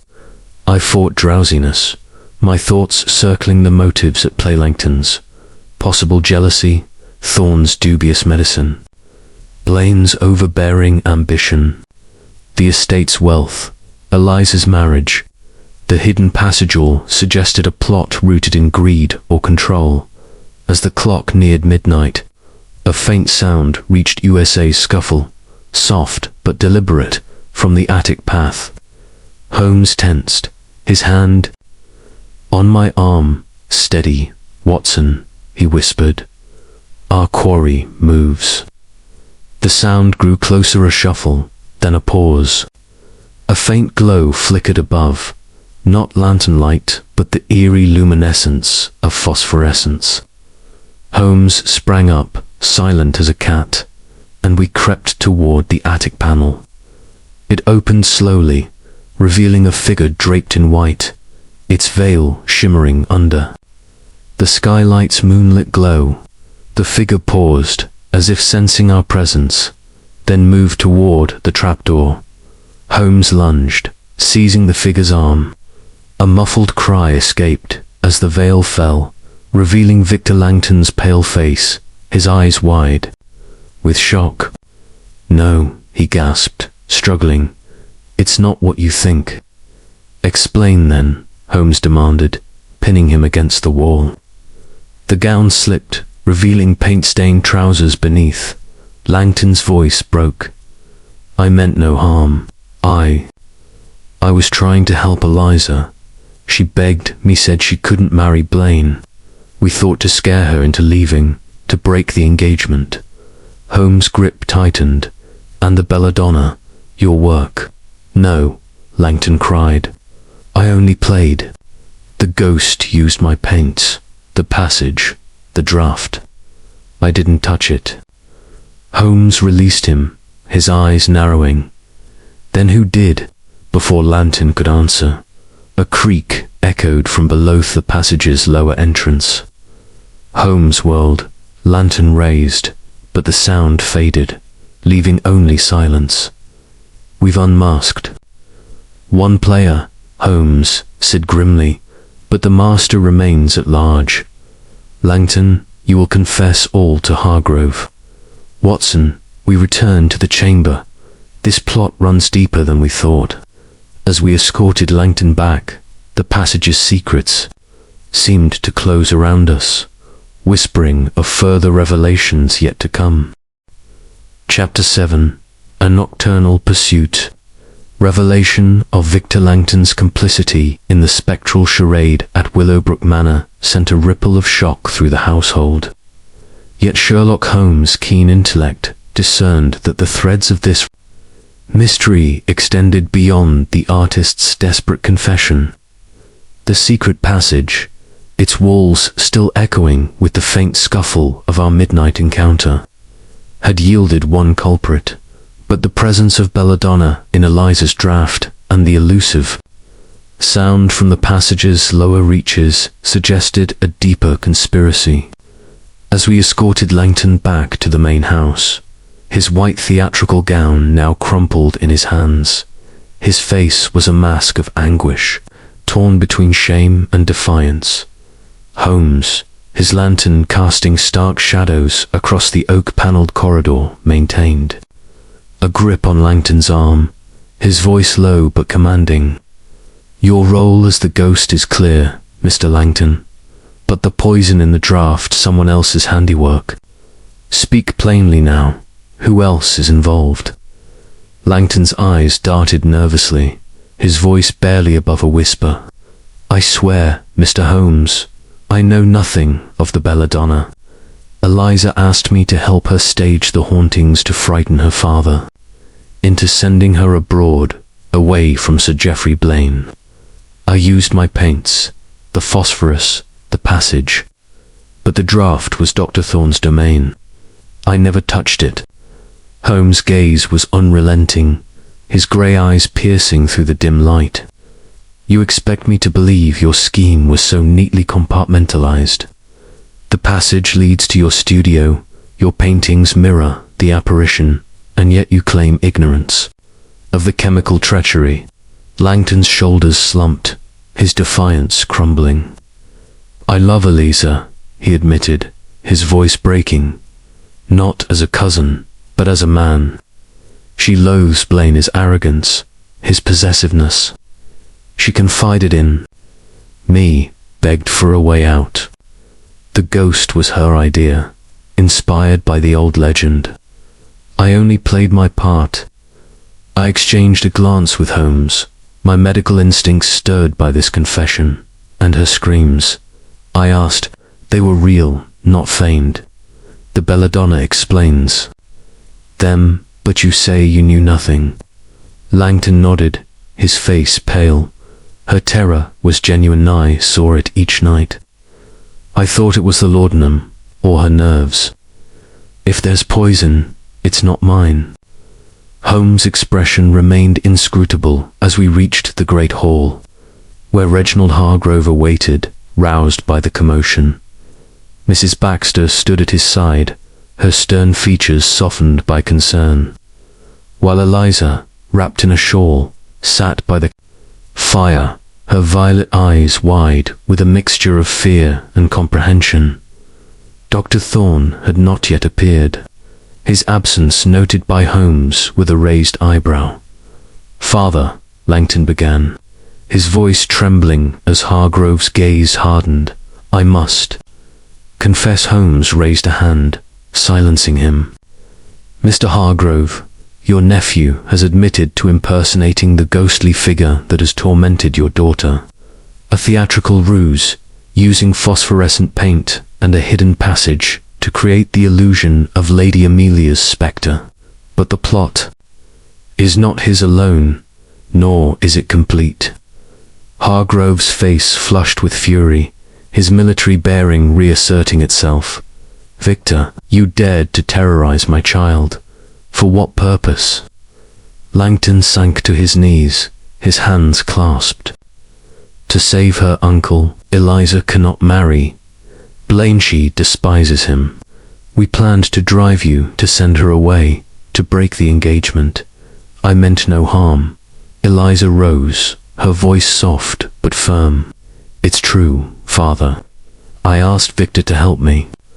I could not face a life with Sir Geoffrey. The visions. I thought I could bear them, but they grew too real, too terrifying. Hargrove staggered, clutching the mantel for support. My own daughter, conspiring against me. And the screams. How do you explain those? Holmes interjected, his tone measured. The screams, sir, are the work of belladonna, laced into the sleeping draught prescribed by Dr. Thorne. A subtle dose. Enough to induce vivid hallucinations, amplifying the effect of Langton's masquerade. But the sound we heard in the passage moments ago, a second player, perhaps, who fled when discovered. Hargrove's eyes widened. Thorne, is he the villain here? Holmes turned to Mrs. Baxter. Summon the doctor, if you please. His absence is conspicuous. As the housekeeper hurried off, Holmes addressed Eliza. Miss Hargrove, when did you conceive this plan with Langton? And who else knew of it? Eliza's hands twisted in her shawl. A month ago, when father pressed the engagement, Victor was my confidant. He knew my heart. No one else was told, not even Mrs. Baxter. Langton nodded. We kept it secret. The passage one found by accident, exploring the attic. It seemed perfect for our purpose. Holmes' eyes narrowed. And the belladonna, you maintain ignorance. On my honor, Langton said, his voice hoarse. I used only the paint and gown. Mrs. Baxter returned, her face grim.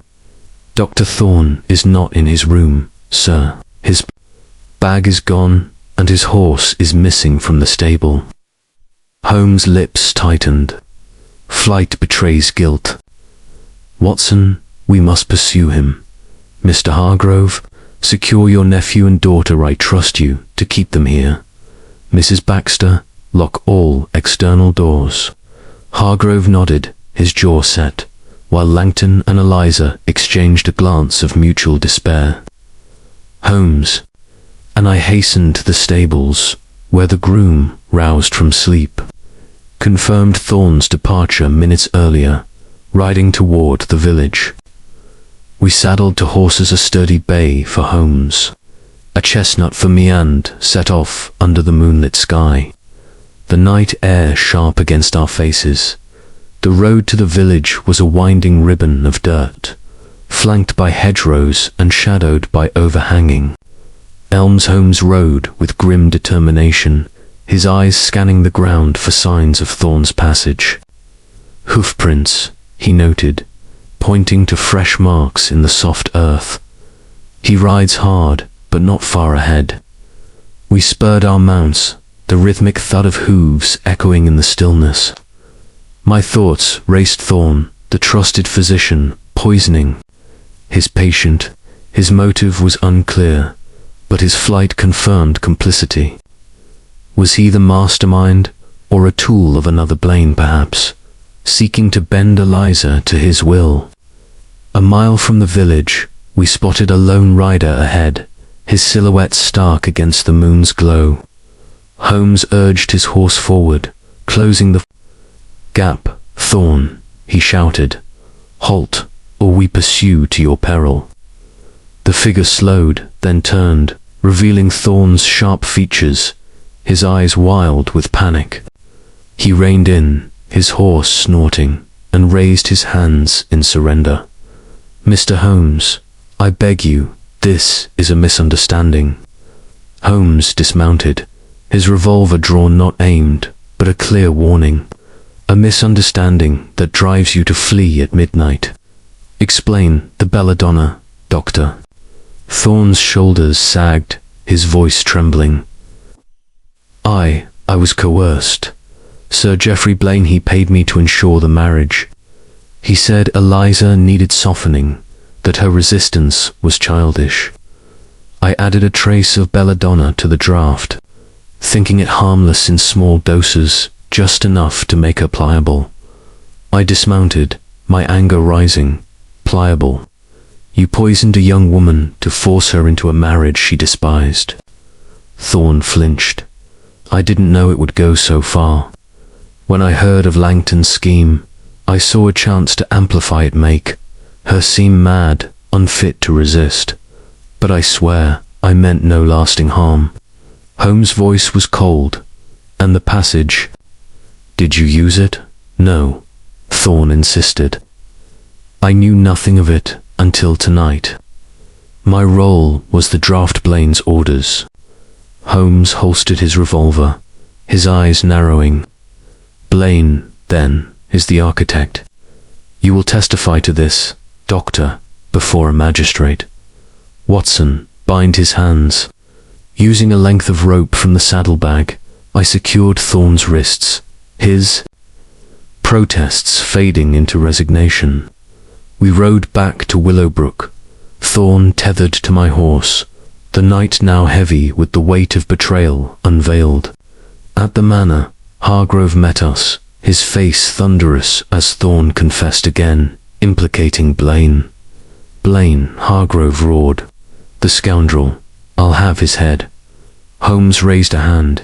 "Patience, sir.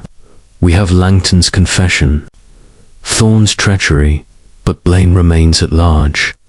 Tomorrow we confront him. For now, secure Thorne in a locked room. Mrs. Baxter, see to it." As dawn approached, Holmes and I retired to the study, the passage's secrets now partially laid bare. "A layered plot, Watson," he said, lighting his pipe.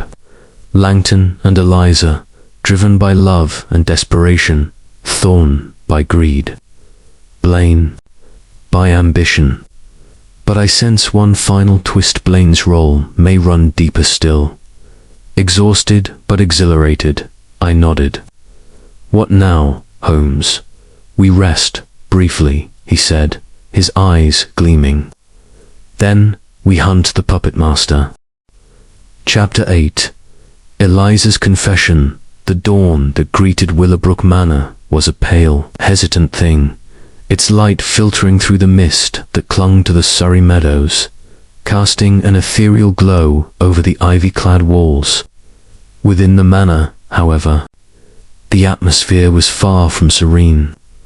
The revelations of the night, Victor Langton's role as the ghostly impersonator, and Dr. Elias Thorne's treacherous use of belladonna had left the household in a state of stunned disbelief. Yet Sherlock Holmes, ever the master of unraveling human complexities, sensed that the web of deceit was not yet fully untangled. As we gathered in the drawing room, the air heavy with the scent of old wood and wax, a new tension emerged, one that promised to shift the very foundations of the case. Reginald Hargrove stood by the hearth, his military bearing strained by the weight of betrayal. His eyes, red-rimmed from sleeplessness, fixed on Langton, who sat slumped in a chair, his hands bound loosely with a cord as a precaution. Dr. Thorne, secured in a locked guest room under Mrs. Baxter's vigilant watch, awaited. His fate, his confession of collusion with Sir Geoffrey Blaine echoing in our minds. Eliza Hargrove, seated on a velvet settee, her auburn hair drawn back in a simple braid, appeared fragile yet resolute, her violet eyes meeting Holmes' gaze with an intensity that belied her earlier fragility.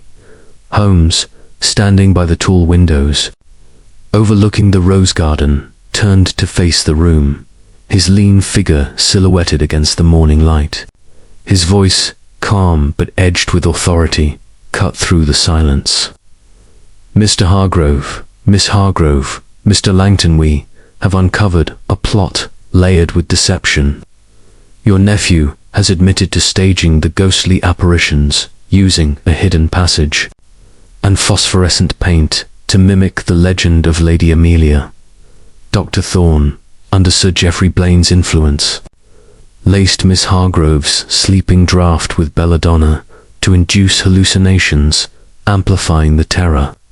Yet one question remains, the full extent of Miss Hargrove's role in this charade." Eliza's head snapped up, her pale cheeks flushing. "My role, Mr. Holmes? I have been the victim tormented by visions, driven to the edge of madness. Holmes' eyes, sharp as a hawk's, held hers without wavering. Victim, perhaps, but not unwitting. Your screams were real, induced by poison, but your knowledge of the scheme runs deeper. Speak, Miss Hargrove, or I shall lay bare the truth myself. A gasp escaped Hargrove, his hand gripping the mantle. Eliza, what does he mean? Langton stirred, his voice hoarse. Leave her be, Holmes. I've confessed, let that suffice. But Eliza raised a trembling hand, silencing her cousin. Her voice, when she spoke, was steady, though laced with a quiet despair. No, Victor, Mr. Holmes is right. I cannot hide it any longer. She rose, her slight figure commanding the room's attention. Father, Mr. Holmes, Dr. Watts and I orchestrated the hauntings. The idea was mine. The room fell silent, save for the crackle of the fire. Hargrove's face drained of colour, his mouth opening wordlessly. I, too, felt a jolt of astonishment, though Holmes' expression remained impassive, as if he had anticipated. This revelation, explain, he said simply, his tone devoid of judgment. Eliza clasped her hands, her gaze fixed on the floor. I could not bear the thought of marrying Sir Geoffrey Blaine. His proposal was a chain, not a promise, his manner cold, his ambition suffocating. I confided in Victor, my dearest friend, my ... my love. Her voice faltered, and Langton's head bowed, his bound hands clenching. We devised a plan to frighten father into sending me abroad, where I might escape the engagement. The legend of Lady Amelia provided the perfect guise.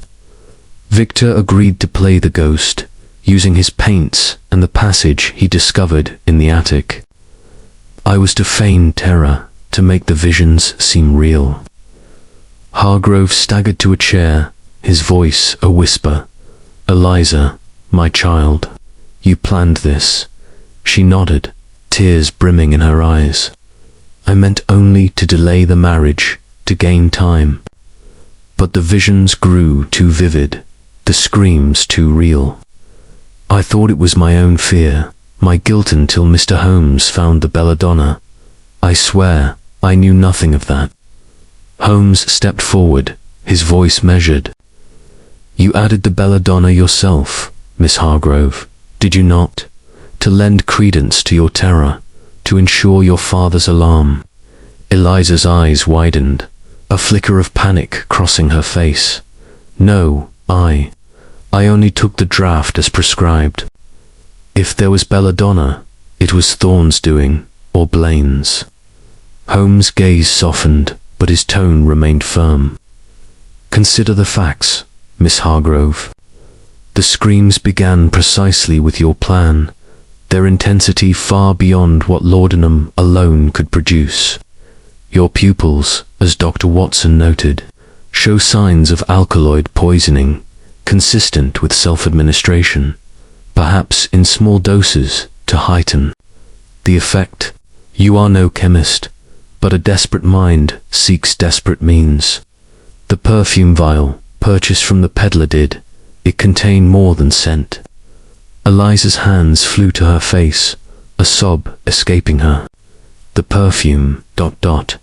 I used it sparingly, as a ritual before bed. Could it have been tampered with? Holmes produced the vial from his pocket, holding it to the light. Possible, but unlikely. My analysis showed no toxins there. The belladonna was in the draught, and you had access to it nightly. Confess, Miss Hargrove, or we prolong this painful unraveling. She sank back onto the settee, her voice barely audible. I may have added a powder, just once or twice, from a vial Victor gave me. He said it was harmless, a theatrical effect to make my fear convincing. I didn't know it was belladonna. Langton surged forward, straining against his bonds. Eliza, No, I gave you no such thing. I only provided the paint, the gown. Holmes' eyes narrowed, his mind racing. A discrepancy then. Mr. Langton, you deny supplying a powder. On my life, Langton cried. I used phosphorus for the glow, nothing more. If Eliza took a powder, it came from another. Hargrove's voice broke through, raw with anguish. Enough, my daughter, my nephew, conspiring, poisoning. What madness has overtaken my house? Holmes raised a hand, his voice cutting through the chaos. Calm, Mr. Hargrove. We are close to the truth, but it is layered. Miss Hargrove, describe this powder, its appearance, its source. Eliza's hands trembled as she spoke. It was in a small glass vial, like the perfume, but unmarked. Victor, no, someone left it in my room, with a note saying it would make the plan succeed. I thought it was part of our scheme, a harmless trick. Holmes' expression darkened. A note, you say, in whose hand? I thought it was. Victor's, but it was printed, not written. I assumed he wished secrecy. Holmes turned to Langton, his gaze piercing. And you, sir? Have you received notes, perhaps directing your actions? Langton shook his head, bewildered. None, Mr. Holmes. My part was, as I said, the gown, the paint, the passage.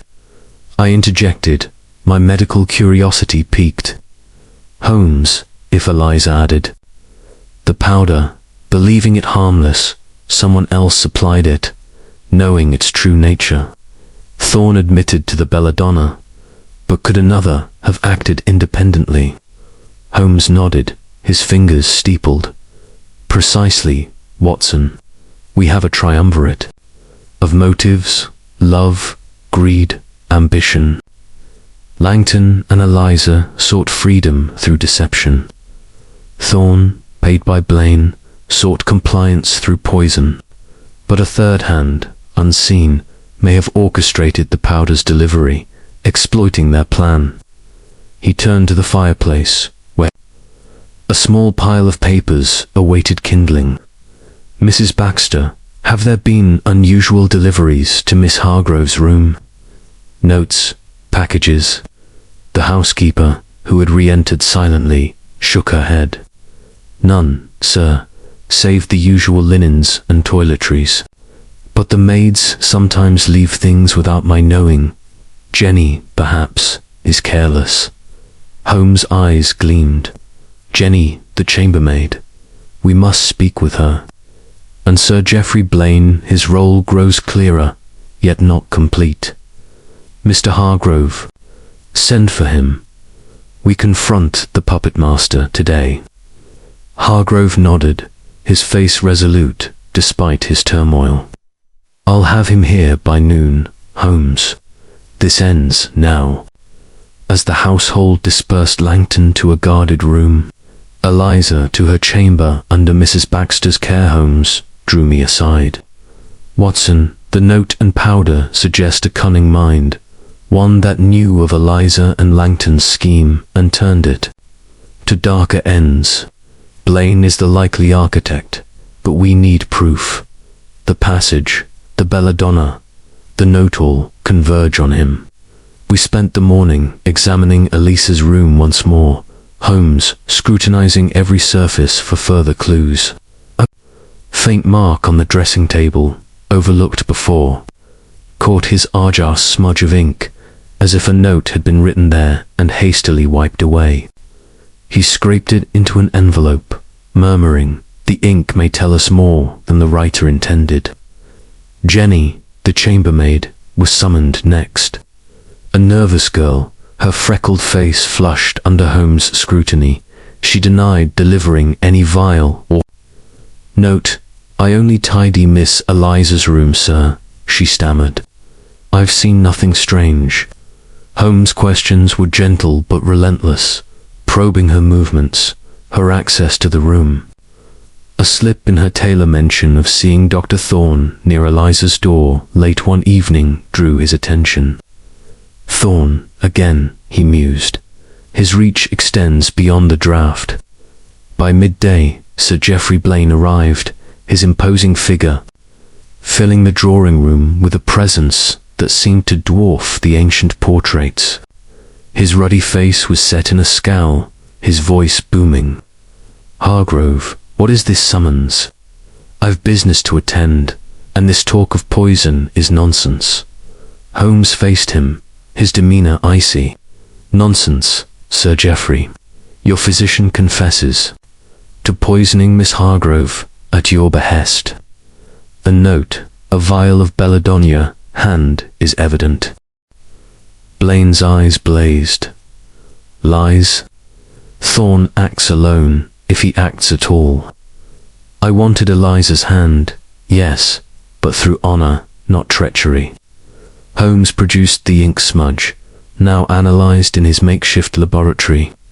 "This ink, Sir Geoffrey, matches that used in your estate's ledgers, found in Miss Hargrove's room. A note, perhaps, directing her to poison herself unwittingly." Blaine faltered, his bluster fading. I wrote no such note.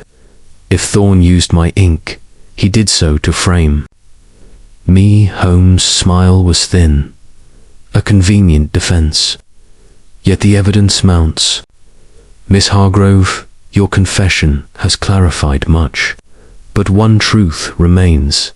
Blaine's ambition drove this plot, exploiting your desperation and Langton's love." Eliza, summoned to the room, faced Blaine with newfound strength. "You sought to break me, Sir Geoffrey. I reject you now and forever." Hargrove stepped forward, his voice thunderous. "Blaine, you're finished here. The magistrate will hear of this." As Blaine stormed out, vowing legal retribution, Holmes turned to me. "The case nears its close, Watson, but one final piece awaits. The notes. True. Author. Thorne, Blaine, or another. We shall know soon." The drawing room emptied, leaving Holmes and me by the fire, the weight of Eliza's confession settling like dust. "A tangled heart, Watson," he said softly. "Love and fear twisted into treachery. But we are not done." Chapter 9. The Final Confrontation. The revelations that had unfolded in the drawing room of Willowbrook Manor left the air thick with a mixture of relief and unresolved tension. Eliza Hargrove's confession, coupled with Victor Langton's role as the ghostly impersonator, and Dr. Elias Thorne's admission of poisoning under Sir Geoffrey Blaine's influence, had peeled back layers of deception, yet Sherlock Holmes' relentless pursuit of truth suggested that the final piece of this intricate puzzle remained elusive.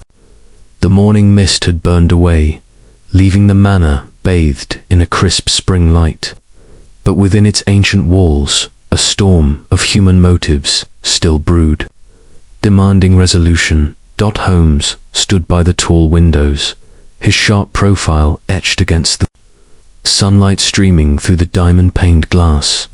His hands were clasped behind his back, his eyes distant, as if tracing invisible threads through the chaos of the case. Reginald Hargrove, his military composure fraying, paced the oak room, his boots thudding softly on the polished floor.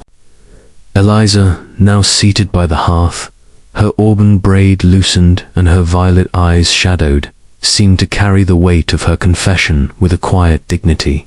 Langton, still under guard in an adjoining room, awaited his fate, while Thorne remained confined, his treachery exposed but his full motives yet to be unraveled.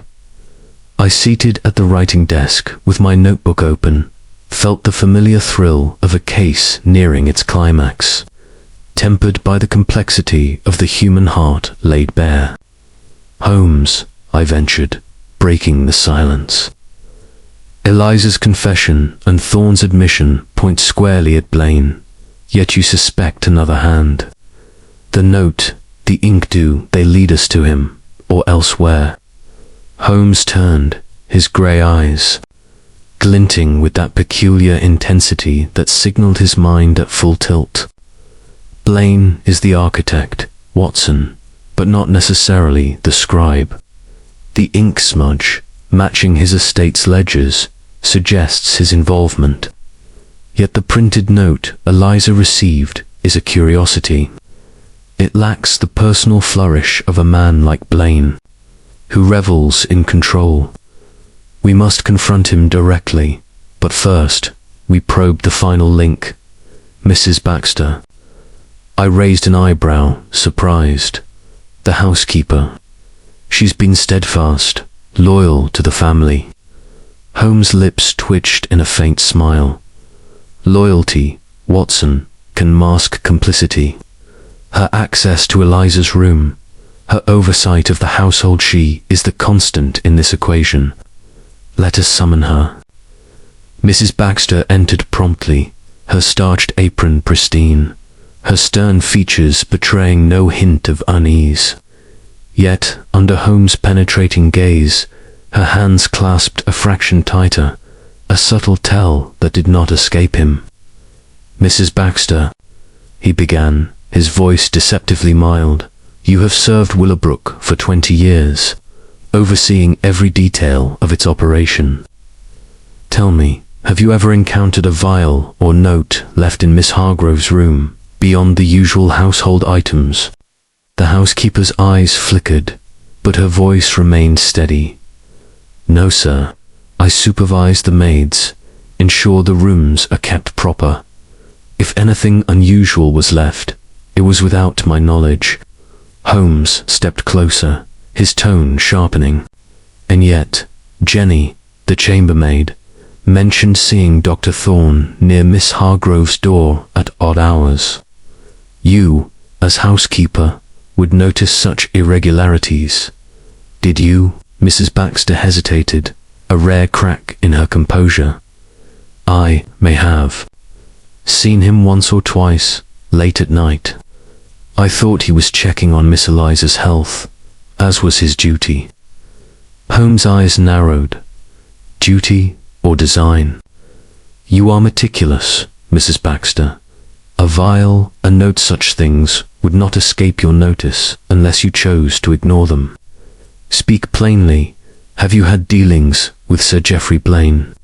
The housekeeper's face paled, her hands Abruptly, Mr. Holmes, I am loyal to Mr. Hargrove and Miss Eliza.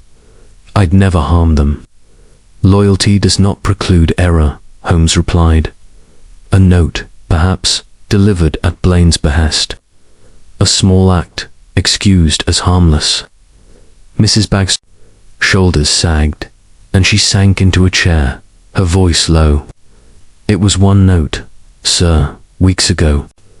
Sir Geoffrey came to me, said it was a message of courtship for Miss Eliza, to soften her heart. He gave me a sovereign and swore it was innocent. I left it in her room, with the vile thought it was perfume, nothing more. Hargrove, who had been listening in stunned silence, exploded. You, Baxter, you betrayed my trust. I meant no harm, sir, she cried, tears brimming. I thought it a kindness, to help Miss Eliza see reason about the marriage. I didn't know it was poison. Holmes raised a hand, silencing Hargrove's fury. Enough, Mr. Hargrove. Mrs. Baxter's error was one of naivety, not malice. The vial contained belladonna, supplied by Blaine through Thorne, exploiting Miss Hargrove's scheme with Langton. The note, printed to conceal its author, was Blaine's. Such a coward's precaution. Eliza, rising from her seat, spoke softly. Mrs. Baxter, you thought to help me. Oh, how I wish you'd spoken. The housekeeper sobbed, covering her face. Holmes turned to Hargrove. Sir, your housekeeper's lapse must be addressed. But our focus now is Blaine. He arrives, soon prepare yourself. As Mrs. Baxter was led away, her apologies trailing, Holmes drew me aside. The net closes, Watson. Blaine used Thorne's greed and Baxter's trust to manipulate Eliza's plan, turning her own deception against her. But we need his confession to seal the case. By noon, Sir Geoffrey Blaine's carriage rolled up the gravel drive, its wheels crunching ominously. He strode into the drawing room, his burly frame filling the space, his ruddy face set in a scowl of defiance. Hargrove, Holmes, what is this farce? I'm accused on the word of a disgraced doctor and a lovesick boy. Holmes faced him, his demeanor icy. Not accused, Sir Geoffrey. Thorne confesses to lacing the draught with belladonna at your command. Mrs. Baxter admits delivering your note and vial, believing them benign. The ink on your ledgers matches the smudge in Miss Hargrove's room. Your ambition to secure Willowbrook through marriage drove you to poison and deceit. Blaine's eyes blazed, his fists clenching. Lies. Thorne acted alone, and Baxter's a fool. I wanted Eliza, yes, but through honest courtship.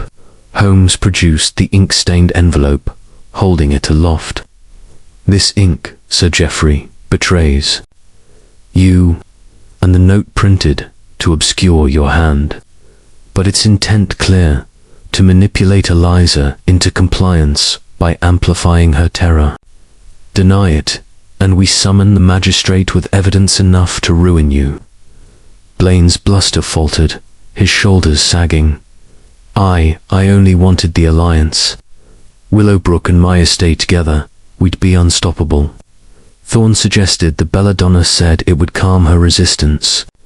I thought it harmless, a nudge. Hargrove lunged forward, his voice thunderous. A nudge. You poisoned my daughter. You'll answer for this, Blaine. Holmes restrained him, his voice calm but firm. Justice will be served, Mr. Hargrove. Sir Geoffrey, you will accompany us to the village magistrate. Thorne's testimony, Baxter's confession, and the chemical evidence will ensure your reckoning. Blaine, defeated, nodded mutely, his arrogance strained. As he was led away by Hargrove and a summoned constable, Holmes turned to Eliza, who stood trembling, tears streaming down her face.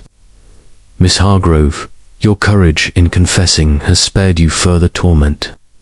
The engagement is broken, and your path is yours to choose. Eliza clasped his hand, her voice choked with gratitude. Thank you, Mr. Holmes. I was a fool, but I am free. Langton, released from his bonds, approached hesitantly. Eliza, I never meant for this to go so far.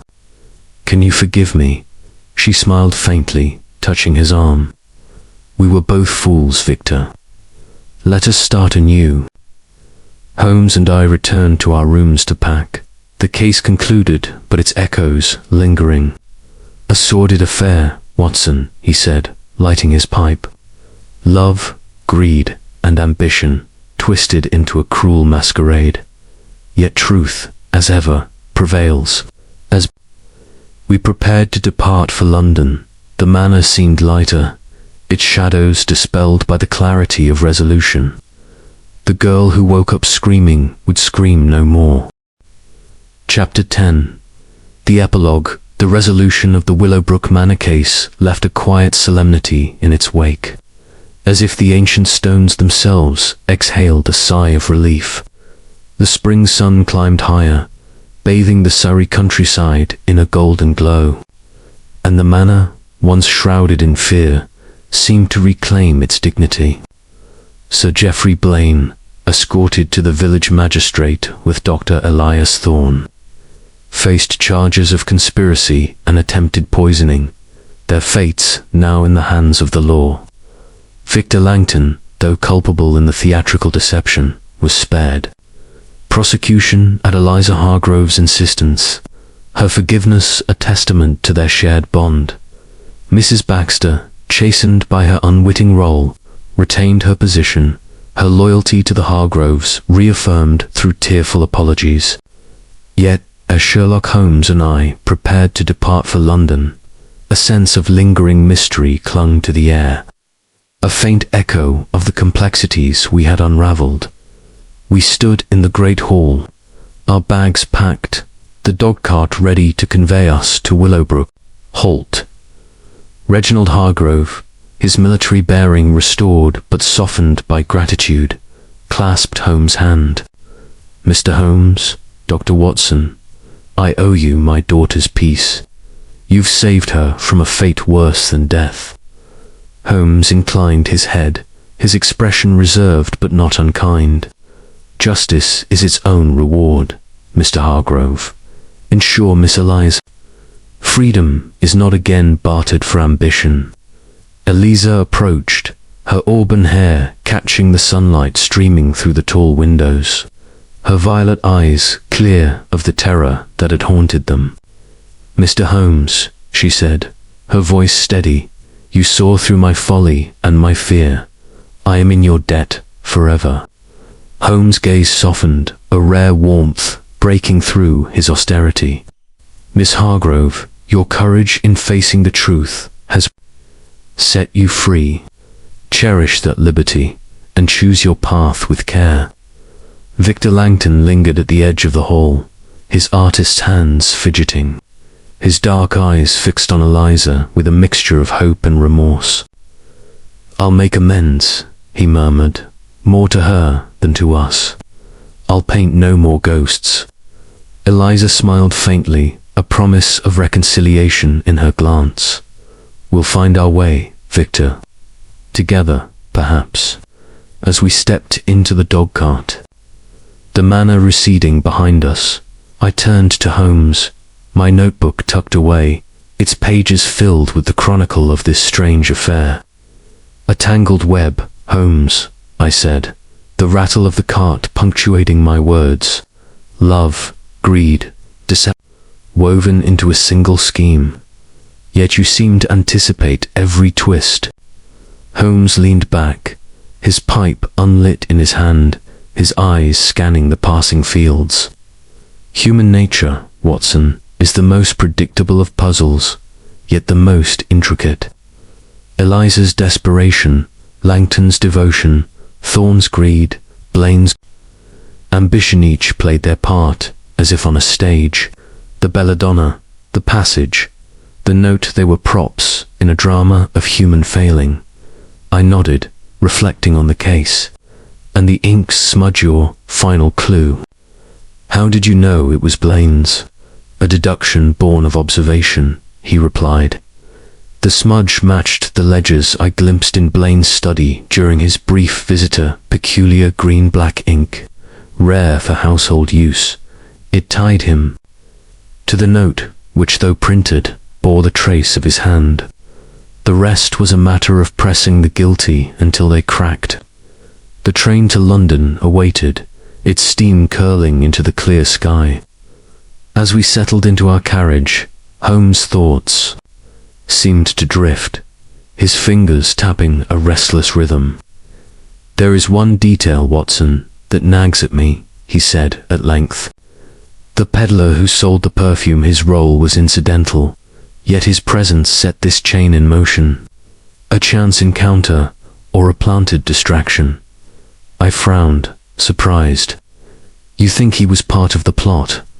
Holmes shook his head. "Unlikely, but not impossible.